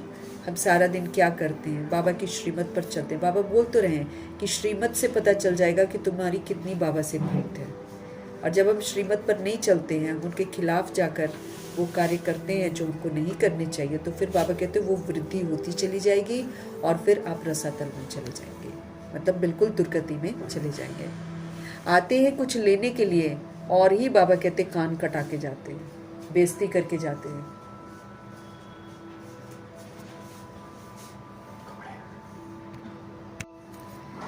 बाबा कहते हैं नहीं तो फौरन लिख देना चाहिए, बाबा हमसे ये भूल हो गई, क्षमा करना, अपना पाप लिख दो, नहीं तो वृद्धि को पाते रहेंगे, ये बढ़ता ही जाएगा पाप और रसातल में चले जाएंगे। आते हैं कुछ लेने के लिए, बाबा कहते हैं, और ही अपनी बेइज्जती करा के चले जाते हैं, अर्थात कान कटा लेते हैं। ये भी ड्रामा में पार्ट है। ऐसे असुर कल पहले भी हैं, कल पहले भी थे, अब भी हैं। बाबा के घर में ऐसे असुर कल पहले भी थे और अभी भी हैं, जो अपना कान कटा के चले जाते हैं। अब भी हैं, अमृत छोड़कर विष पीते हैं। अब हमको सारा दिन क्या करना है, प्रभु चिंतन, ज्ञान चिंतन, शुभ चिंतन और स्वचिंतन। इसकी जगह फिर जो दुनिया का विष है, कलयुग का जो विष है, जो हमको विषैला बनाता है, जो हमको कामी क्रोधी लोभी बनाता है, वो वाला विष पीते हैं सारा दिन। अपना भी घात करते हैं, औरों का भी नुकसान पहुंचाते हैं, क्योंकि हमको कॉपी करते हैं बहुत सारे लोग, और हम करते हैं उल्टा, तो घर का वायुमंडल, पड़ोस का वायुमंडल सारा खराब करते हैं। और फिर हम उन रूहें, वो जो रूहें हमको कॉपी करती हैं, उनका भी अकल्याण करने के निमित्त बन जाते हैं। तो बाबा कहते हैं अपना भी घात करते हैं और औरों को भी नुकसान पहुंचाते हैं, वायुमंडल ही खराब कर देते हैं। ब्राह्मणियाँ भी सब एक समान नहीं है, कोई महारथी ब्राह्मणी है, कोई घोड़े सवार है, तो कोई प्यादा भी है। ये नहीं कि दीदियाँ बन गई हैं तो फिर सब अच्छी हो जाते हैं, नहीं, सब नंबरवार है, सब स्टूडेंट्स हैं, और उसमें कोई महारथी होता है, कोई घोड़े सवार होता है, कोई प्यादा होता है। तुम बच्चों को अथाह खुशी होनी चाहिए कि बाबा हमको मिला, बाकी और क्या चाहिए। हाँ, अपने बच्चों आदि को ज़रूर संभालना है, ऐसे नहीं कि बाबा ये सब आपके हैं, अब आप संभालो, ऐसे थोड़ी बोलते हैं, है ना। तो हम तो आपके बन गए। बाप समझाते हैं कि गृहस्थ तुमने बनाया है, तो गृहस्थ व्यवहार में रहते आप कमल फूल समान पवित्र बनो, कोई भी पतित काम मत करो। बस पहली बात है काम विकार की, है ना। द्रौपदी ने भी इस पर पुकारा कि हमको ये निर्वस्त्र करते हैं। पुकारा भी तब था जब बाप सुनने वाला आया था, है ना, तब पुकारा था। और बाप के आने के पहले कोई भी पुकारते नहीं है। वैराग तभी आता, धरनी तैयार होती है ना, बाबा पहले ही वैराग क्रिएट करवाते हैं तब आते हैं। तो किसको पुकारेंगे? बाप के आने के पहले कोई भी पुकारते नहीं है। बाबा आया है तभी तो पुकारते हैं ना। पतित से पावन बनकर फिर कहाँ जाएंगे? वापस हमको घर जाना है, वो तो यही समय है। सबका सदगति दाता, सबका लिबरेटर एक ही है। यहाँ तो दुख है, साधु संत आदि कोई भी सुखी हो न सके। सबको कोई न कोई दुख रोग तो लगा ही हुआ है। कोई गुरु अंधा लूला भी होता है, ज़रूर कोई ऐसा काम किया है ना, तब तो अंधा लूला बन जाते हैं।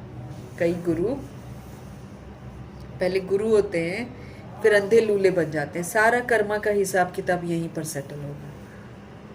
तो अंधे लूले भी हो जाते हैं, ओल्ड हो जाते हैं ना, तो फिर लंगड़ाएंगे, कभी कुछ होएगा। ये सारा उनका कर्मा का हिसाब किताब है। बाबा कहते हैं कोई गुरु अंधा लूला भी होता है, ज़रूर कोई ऐसा काम किया है। हम जैसा काम करेंगे वैसे ही हम बन जाएंगे। अगले जन्म भी हमारे ऐसे ही फिक्स होंगे। तब तो अंधा लूला आदि बनते हैं ना। सतयुग में कोई अंधा लूला आदि थोड़ी होगा। मनुष्य थोड़ी समझते हैं, बाप ही आकर हमको समझाते हैं। बाप ही ज्ञान का सागर पतित पावन है। बाकी तो सब है भक्ति। वो भक्ति मार्ग ही अलग है, वो है सीढ़ी उतरने का मार्ग, है ना। उतरने में, जीवन बंध में आने में 84 जन्म हमको लगते हैं। जब हम उतरते हैं और बंधनों में हम बंधते चले जाते हैं तो फिर 84 जन्म लगते हैं। और फिर 1 सेकंड लगता है जीवन मुक्त बनने में। जिसको यकीन हो जाता है, जिसको रियलाइजेशन हो जाता है, वो 1 सेकंड में जीवन मुक्त हो जाता है। जैसे मातेश्वरी है ना, 1 सेकंड में जीवन मुक्त हो जाते हैं। अगर उनकी मत पर चल बाप को याद करें तो बाबा कहते हैं कैसे 1 सेकंड में हम जीवन मुक्त हो जाते हैं। अगर हम बाबा की श्रीमत पर चलेंगे, अगर हम बाबा को याद करेंगे तो हम जीवन मुक्त हो जाएंगे। नंबरवार सब होते हैं। कहते हैं हमको फलानी टीचर मिले तो अच्छा है, तो ज़रूर खुद कमज़ोर है, तब तो कहते हैं फलानी को 2-4 मास के लिए भेज दो। बाबा कहते हैं ये भी भूल है, तुम ब्राह्मणी को क्यों याद करते हो? बाबा कहते हैं जबकि बाप सहज बातें सारी बताते हैं। सिर्फ बाप को याद करो ना, और स्वदर्शन चक्र फिराओ। हमको ब्राह्मणी को भी याद नहीं करना है ना, रिगार्ड रखना है सबका, लेकिन याद थोड़ी करना। याद तो बाबा ने कहा है कि ब्रह्मा जी को भी नहीं करना है, जबकि वो अव्वल नंबर है। मातेश्वरी जी को भी याद नहीं करना। तो सिर्फ बाप को याद करना है ना, तो सिर्फ बाप को याद करो और स्वदर्शन चक्र घुमाओ। स्व का दर्शन का नॉलेज जो है, आत्मा का नॉलेज जो है, ये वाली नॉलेज को बुद्धि में फिराओ, औरों को भी समझाओ। बाबा कहते हैं बस इसमें ब्राह्मणी आकर क्या करेगी? ये तो सेकंड की बात है। बाबा कहते तुम समझो ना, तुम समझकर दूसरों को समझाओ। तुम धंधे धोरी में ये भूल जाते हो, फिर भी ब्राह्मणी यही कहेगी मन मना भाव। वो भी क्या आकर बोलेगी? बाबा की बात बोलेगी ना कि मन को प्रभु में लगाओ। कई बुद्धू लोग समझते नहीं है, सिर्फ कहते हैं ब्राह्मणी मुझे अच्छी चाहिए। ज्ञान तो तुमको मिला है ना, बाप और वर्षे को याद करो। तुम बाप और वर्षे को याद करो। तुम अपने देह के अभिमान को छोड़ दो। ये हमारा सेंटर है, ये इनका सेंटर है, ये जिज्ञासु यहाँ क्यों जाते हैं, ये सब देह अभिमान है। भाई बाबा का घर है, कोई कहीं भी जाए। तो ये वाला भी एटीट्यूड बहुत सारा आजकल आ जाता है देह अभिमान के कारण। तो बाबा क्या बोल रहे हैं? आपको क्या करना है? बाप और वर्षे को याद करना है, देह के अभिमान को छोड़ देना है। ये हमारा सेंटर है, ये इनका सेंटर। सब तो प्रभु के सेंटर है ना, सब बाबा के सेंटर हैं। बाबा चाहते हैं तो खुलवाते हैं, बाबा चाहते हैं तो बंद करवा देंगे, है ना। तो बाबा कहते हैं ये जिज्ञासु यहाँ क्यों जाते हैं, है ना, ये हमारे पास क्यों नहीं आते हैं, यहाँ से वहाँ कैसे चले गए, फिर मुंह फुला लेंगे। ये तो गलत बात है ना। बाबा कहते हैं ये सारा देह का अभिमान है। सभी तो शिव बाबा के सेंटर्स हैं, हमारा सेंटर थोड़ी है कि हमारा सेंटर है। तो बाबा तो बोला है ना बाबा ने कि मैं एक दिन ऐलान करूँगा, सबको छुड़ाऊंगा, जोन हेड को भी ट्रांसफ़र करूँगा, उसको भी ट्रांसफ़र करूँगा। तो ये हमारे अंदर में मेरा है ना, उधर का, इसको बाबा बोलते ना सोनी हिरन, है ना। हमने तमोगुण को छोड़ा, हमने तमो प्रधानता को छोड़ा, हमने यहाँ पकड़ लिया। पकड़ना तो किसी भी चीज़ को नहीं है। जैसे दादियाँ कभी नहीं करती थी मेरा सेंटर उसका सेंटर, जिधर ज़रूरत होती थी उधर सेवा पर चली जाती थी। तो सारे सेंटर्स हमारे बाबा के सेंटर्स हैं, हमारा थोड़ी सेंटर है। तुमको ये क्यों होता है कि फलाना हमारे सेंटर पर क्यों नहीं आता है? कहाँ भी जाए, आ गया ना।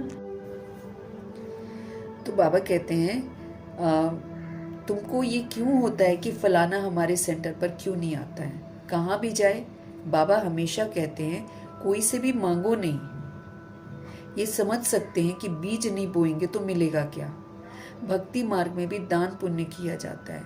तुम सब भक्ति मार्ग में ईश्वर अर्थ इनडायरेक्ट करते थे, फिर सन्यासियों को भी बहुत देते हैं। नहीं तो दान तो गरीबों को दिया जाता है ना, न कि साहूकारों को। इसमें अनाज का दान सबसे अच्छा होता है। सो भी बाप समझाते हैं दान करने से दूसरे जन्म में उसका फल मिल जाता है। जैसे भक्ति मार्ग में अनाज किसी के पास नहीं है तो उसको दान करते तो अच्छा दान होता है। सो भी बाप समझाते हैं दान करने से दूसरे जन्म में उसका फल मिल जाता है। ईश्वर ही सबको फल देते हैं। साधु संत आदि कोई रिटर्न नहीं दे सकता है। अगर हम साधु संत को जाकर दे दें तो वो हमको रिटर्न नहीं दे सकता है। भगवान के नाम पर देते हैं ना तो भगवान ही रिटर्न करते हैं। देने वाला सिर्फ और सिर्फ एक बाबा है। किसके भी थ्रू देवे बाबा हमको, लेकिन बाबा ही देते हैं। बाप समझाते हैं कि तुम ईश्वर अर्थ देते थे तो भी दूसरे जन्म में तुमको एवजा मिलता दिलाते थे। हम लोग जब भक्ति मार्ग में करते थे ना तो भगवान के नाम पर देते हैं ना तो फिर उसका रिटर्न जो है हमको दूसरे जन्म में बाबा दिलाते थे, और बाबा ही दिलाते थे। कोई मूर्ति थोड़ी सुन रही है मेरी बात जो कि मूर्ति मुझे देगी। जिसकी मूर्ति है वो तो पुनर्जन्म में पाठ बजा रहे हैं, वो तो खुद ही भक्ति कर रहे हैं, तो वो कहाँ से सुनेंगे हमारी प्रार्थना।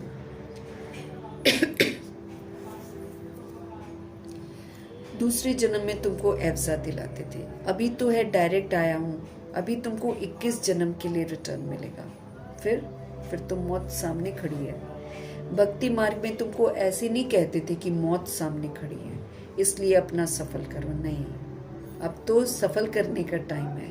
तो अब तो बाप समझाते हैं कि भाई जो सफल करना चाहते हो कर लो, मौत सामने खड़ी है। जिसको भी चाहिए रूहानी हॉस्पिटल खोल दो, पैसा है तो रूहानी हॉस्पिटल खोल दो, नहीं तो सारा व्यर्थ चला जाएगा। फिर पश्चाताप होगा, अरे इसको ऐसे ही सफल कर लेते, इसको यही कर देते, यहाँ हम गीता पाठशाला ही खोल देते हैं ना। क्योंकि आत्माओं की ना तृप्ति नहीं होती है। घर तो हमको छोटे से ही चाहिए होते हैं, लेकिन आजकल थोड़ा ऐसा हो गया है कि बच्चे हैं तो अलग अलग उनके कमरे होने चाहिए, फिर ड्राइंग रूम होना चाहिए, फिर डाइनिंग हॉल होना चाहिए, फिर बेडरूम होना चाहिए, फिर एक फ्लोर से नहीं होता। आप देखो छोटी छोटी परिवारों के बड़े बड़े घर होते हैं, सबके तृप्त नहीं होती हैं आत्माएं। अभी तो सब खत्म हो जाने वाला है, तो उससे अच्छा है उसको सफल कर दो, सेंटर खोल दो। बाबा कहते हैं जिसको भी चाहिए ये रूहानी हॉस्पिटल खोल दो। कोई कहते हैं मकान बनाएं उसमें ये हॉस्पिटल खोलें। बाप कहते हैं आज मकान बनाओ कल मर जाओ, सब तो खत्म हो जाएगा तुम्हारा। बात भी सही है, ऐसे दौर से हम गुजर रहे हैं। नहीं है घर तो अब देखो जिनके घर टूटते हैं जलते हैं वो लोग क्या बोलते हैं कि हमने इतने करोड़ों के घर लिए थे, इसलिए लिए थे कि जल जाए, है ना, या गिर जाए। तो यहाँ पर बाबा वही तो बोल रहे हैं कि तुम आज मकान बनाओ और कल तुम मर जाओ, तो सारा खत्म ही हो जाएगा ना, तुम्हारे लिए तो सारा खत्म हो जाएगा। जो दुनिया में होता है ना उससे हमको सबक सीखना चाहिए। जो भी होता है इक्का दुक्का जो भी होना शुरू हो गया है, इससे हमको सबक सीखना है। कुछ भी मेरा नहीं है। हम खामखा घमंड करते हैं, इतराते रहते हैं, एक सेकंड में छिन जाता है सारा कुछ। तो बाबा कहते हैं रूहानी हॉस्पिटल खोल दो। कोई कहते हैं मकान बनाएं उसमें ये हॉस्पिटल खोलें। बाप कहते हैं आज तुम मकान बनाओ कल मर जाओ, ये सब खत्म हो जाएगा। शरीर का तो कोई भरोसा नहीं है। अब हम सोचे कि भाई हम तो अभी छोटे हैं, हम तो अभी पुरुषार्थ कर लेंगे, अभी बहुत समय, हम एंड वाला तो कुछ भी नहीं कर सकता। बाबा कहते हैं कुछ भी नहीं कर सकता है जिसने बहुत काल का नहीं किया है, और हमारे पास तो बहुत काल है भी नहीं। बहुत काल के सबूत देने हैं सर्वगुण संपन्न बनने के, संपूर्ण निर्विकारी बनने के, मर्यादा पुरुषोत्तम बनने के, बेदाग बनने के और संपूर्ण अहिंसक बनने के।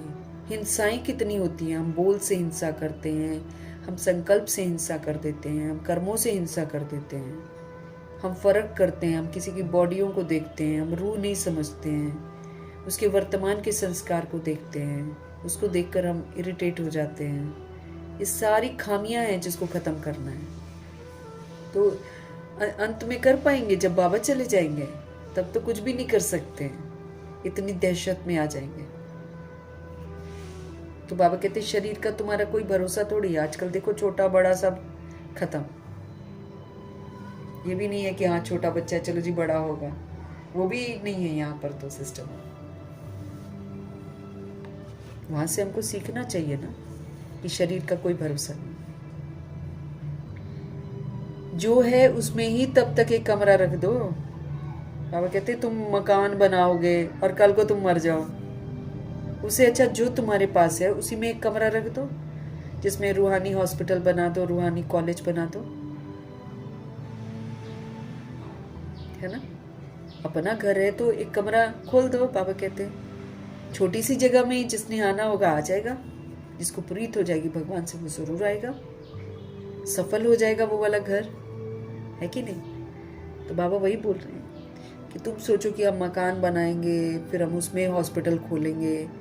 बाबा कहते शरीर का तुम्हारा भरोसा कुछ है नहीं है, और ख्वाब इंसान कितने देखता है। बाबा कहते आज तुम मकान बनाओ कल तुम मर जाओ, सारा खत्म तो हो जाएगा तुम्हारे लिए। इसलिए जो तुम्हारे पास है उसी में कमरा रख दो, जिसमें रूहानी हॉस्पिटल रूहानी कॉलेज खोल दो। बहुतों का कल्याण करेंगे तो बहुत ऊंच मर्तबा पाएंगे। सोचते रह जाएंगे तो सोचते ही रह जाएंगे। अच्छा, मीठे मीठे सिकिलते बच्चों प्रति माता पिता बाप दादा का याद प्यार और गुड मॉर्निंग। रूहानी बाप की रूहानी बच्चों को नमस्ते। हम रूहानी बच्चों की भी रूहानी बाप को दिल से, जान से, सिख से, प्रेम से, अदब से, पूरे रिस्पेक्ट से, पूरे रिगार्ड से, प्यार भरी, स्नेह भरी, मोहब्बत भरी नमस्ते और तहे दिल से मीठे बाबा का धन्यवाद। धारणा के लिए मुख्य सार है, श्रीमत पर हम कितना चलते हैं। बाबा कहते उससे अपने आप को चेक करो कि कितना भगवान के साथ आपकी प्रीत है।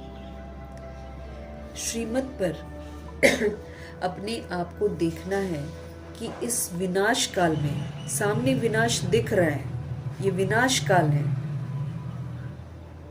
तो इस विनाश काल में मेरी एक बाप से सच्ची प्रीत है।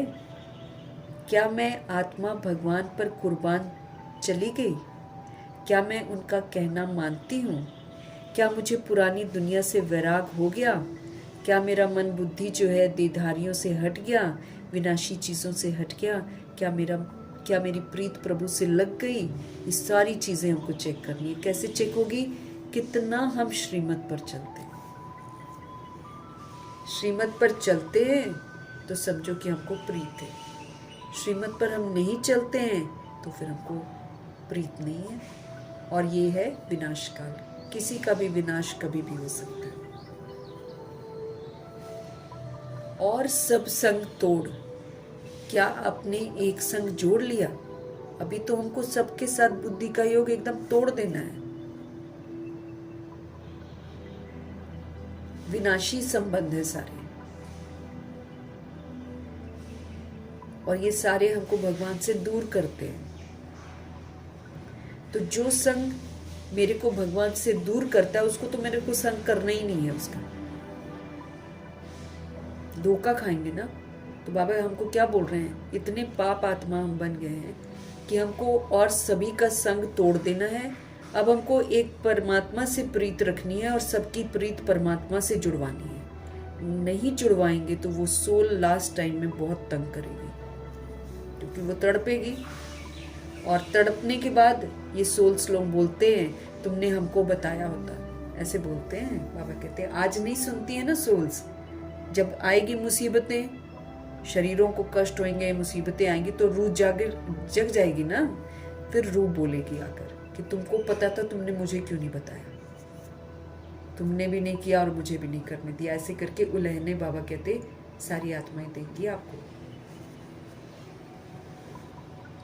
तो ये समय है कि हम अपनी प्रीत सभी के संग तोड़ दें और अब एक बाबा मेरा दोस्त, वही मेरा माता पिता, वही मेरा भाई बहन, वही मेरा साजन, वही बॉयफ्रेंड, वही गर्लफ्रेंड, वही साजन सजनी, सब कुछ बनाओ। बाबा कहते बच्चा बच्ची, पोतरा पोतरी, सब बनाओ।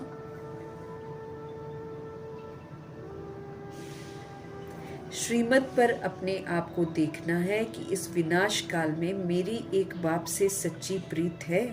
क्या मैंने सबका संग तोड़ दिया और एक के संग जोड़ लिया? क्योंकि मुझे लास्ट टाइम में कोई याद भी तो नहीं आना चाहिए। अब संग हम करेंगे तो उनकी बातें, उनकी जो भी चीज़ें होंगी वो हमारी बुद्धि में आती जा रही हैं, वही इमर्ज हो जाएंगी, फेल।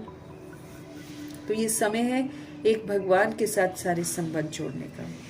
कभी कोई विक्रम करके असुर तो नहीं बनते हो, चेक करो। बाबा कहते हैं देह समझ कर कर्म कर रहे हैं तो हम विक्रम कर रहे हैं।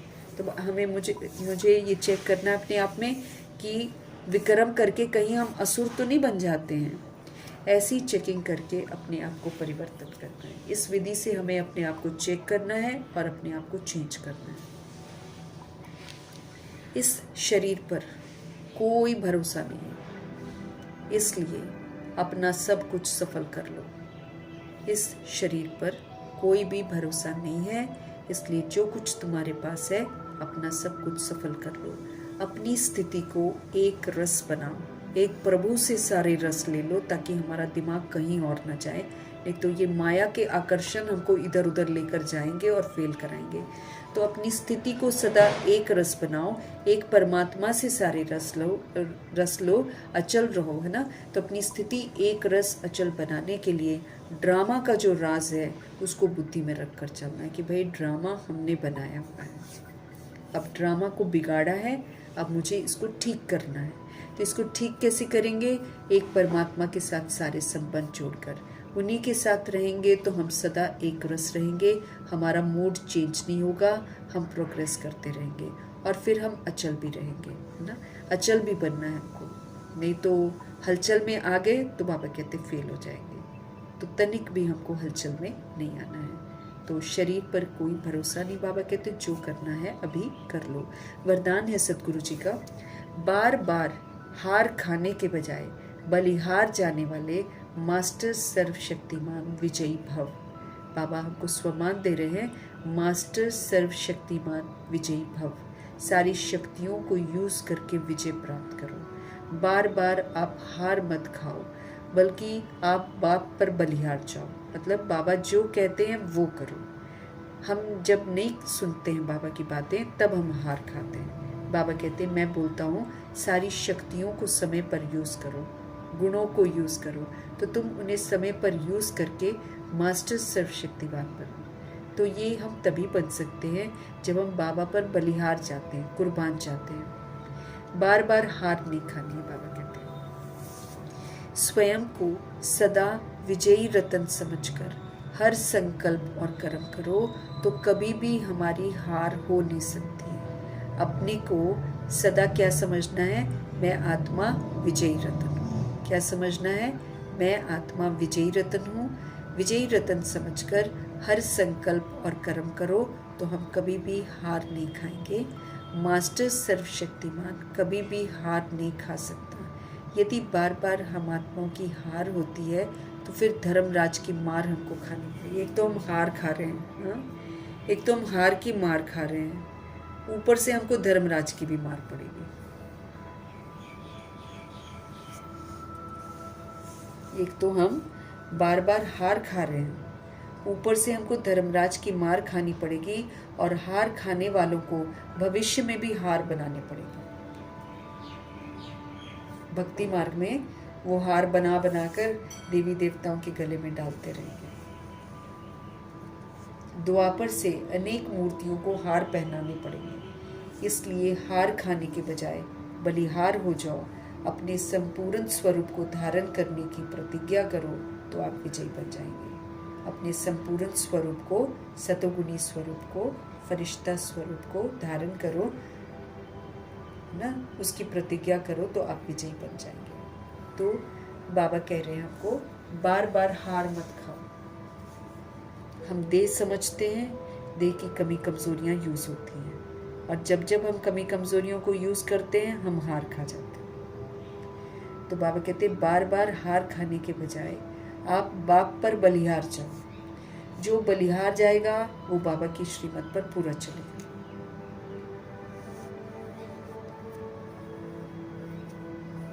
मास्टर सर्वशक्तिमान विजयी भव।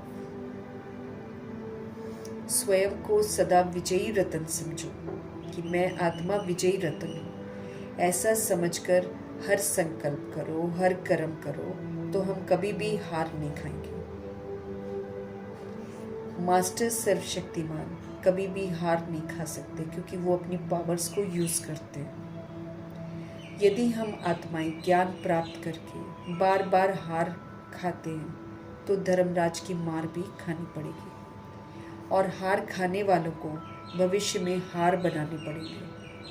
द्वापर से अनेक मूर्तियों को हार पहनाने पड़ेंगे। इसलिए हार खाने के बजाय आप बाप पर बलिहार जाओ। अपने संपूर्ण स्वरूप को धारण करने की प्रतिज्ञा करो तो आप विजयी बन जाएंगे। अपने संपूर्ण स्वरूप को धारण करो तो बाबा कहते हैं प्रतिज्ञा करो ना, तो आप क्या बन जाएंगे? आप विजयी रतन बन जाएंगे। संपूर्ण स्वरूप जैसे बाबा को बोलते हैं ना कि ये 5 तत्वों के शरीर में रहते हुए कर्मयोगी फरिश्ता हमको बनना है। तो जो कर्मयोगी फरिश्ता बनता है वो फिर संपूर्ण स्वरूप को धारण करता है, वो फिर विजयी बन जाता है।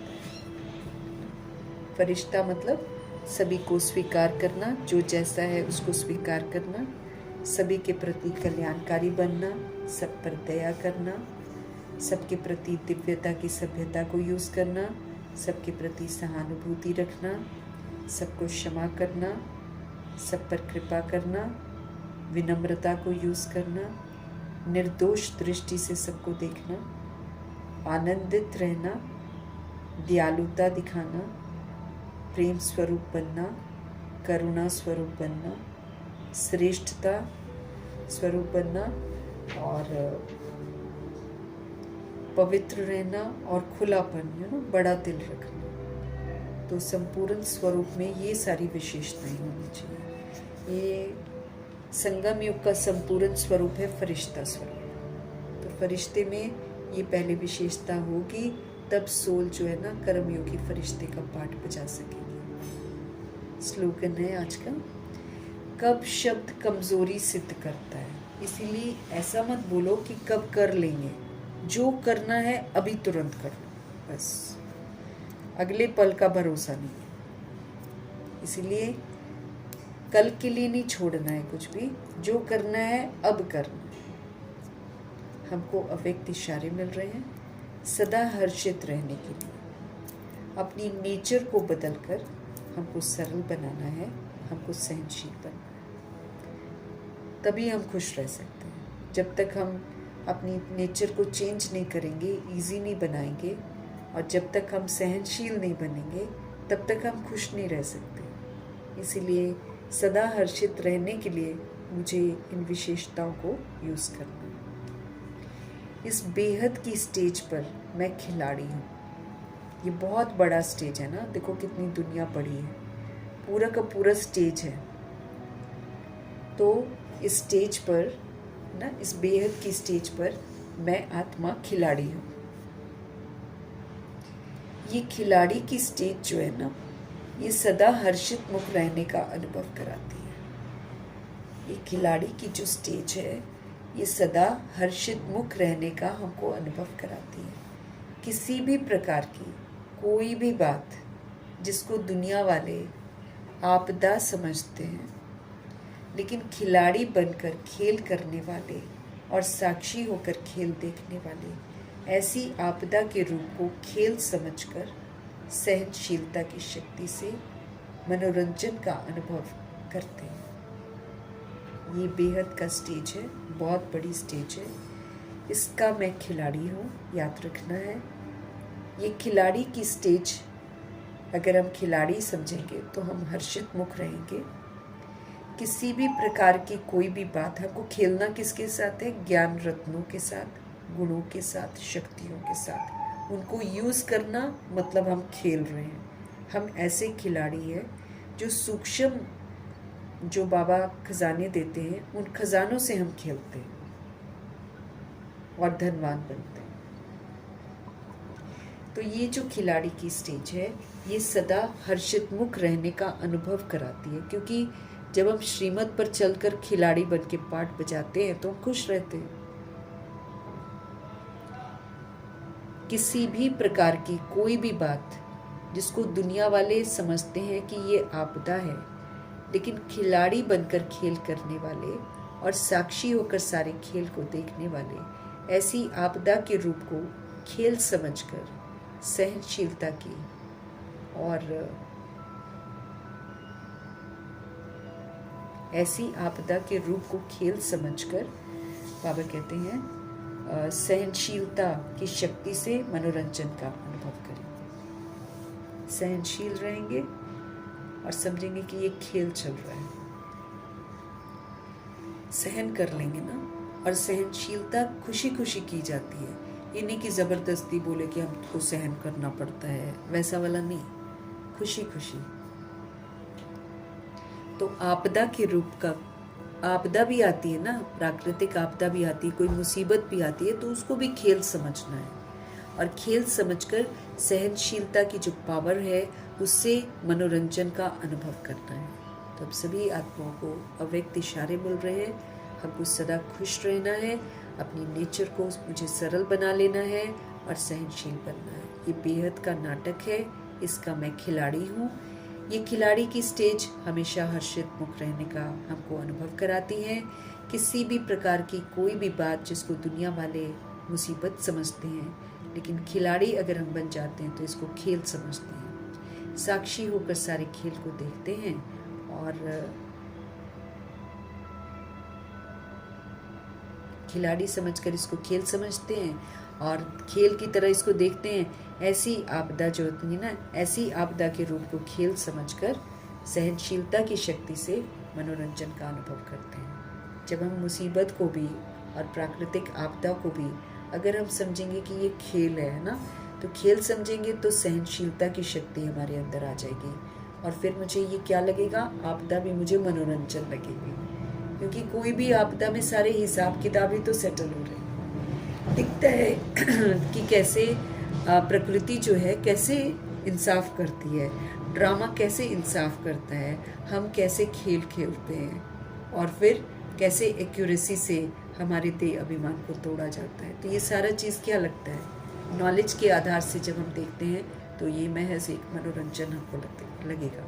इसलिए बाबा कहते हैं खुद को समझो खिलाड़ी और दुनिया में जो हो रहा है उसको समझो खेल।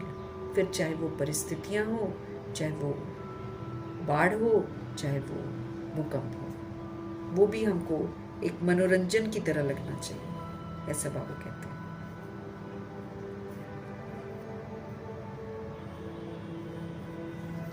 मीठे परमात्मा जी का उनकी समझाने के लिए, हमको पढ़ाने के लिए धन्यवाद करेंगे। ब्रह्मा माँ का धन्यवाद, जगदम्बा माँ का धन्यवाद, गुलजार दादी जी का धन्यवाद, अष्टरत्नों का धन्यवाद, नवग्रहों का धन्यवाद, एडवांस पार्टी की सारी सोल्स का धन्यवाद, बची हुई जितनी आत्माएं हैं सबका धन्यवाद, 5 तत्वों का धन्यवाद, ड्रामा का धन्यवाद, प्रकृति का धन्यवाद, माया का धन्यवाद, यमदूत का धन्यवाद, करोड़ों की आबादी का धन्यवाद, साधनों का धन्यवाद, साधन बनाने वालों का धन्यवाद, साथ में रहने वाली सोल्स का धन्यवाद, सहयोगी आत्माओं का धन्यवाद, अविनाशी खजानों का धन्यवाद, समय का धन्यवाद, शरीर रूपी इंस्ट्रूमेंट का धन्यवाद, आप सभी सोल्स का धन्यवाद, सृष्टि की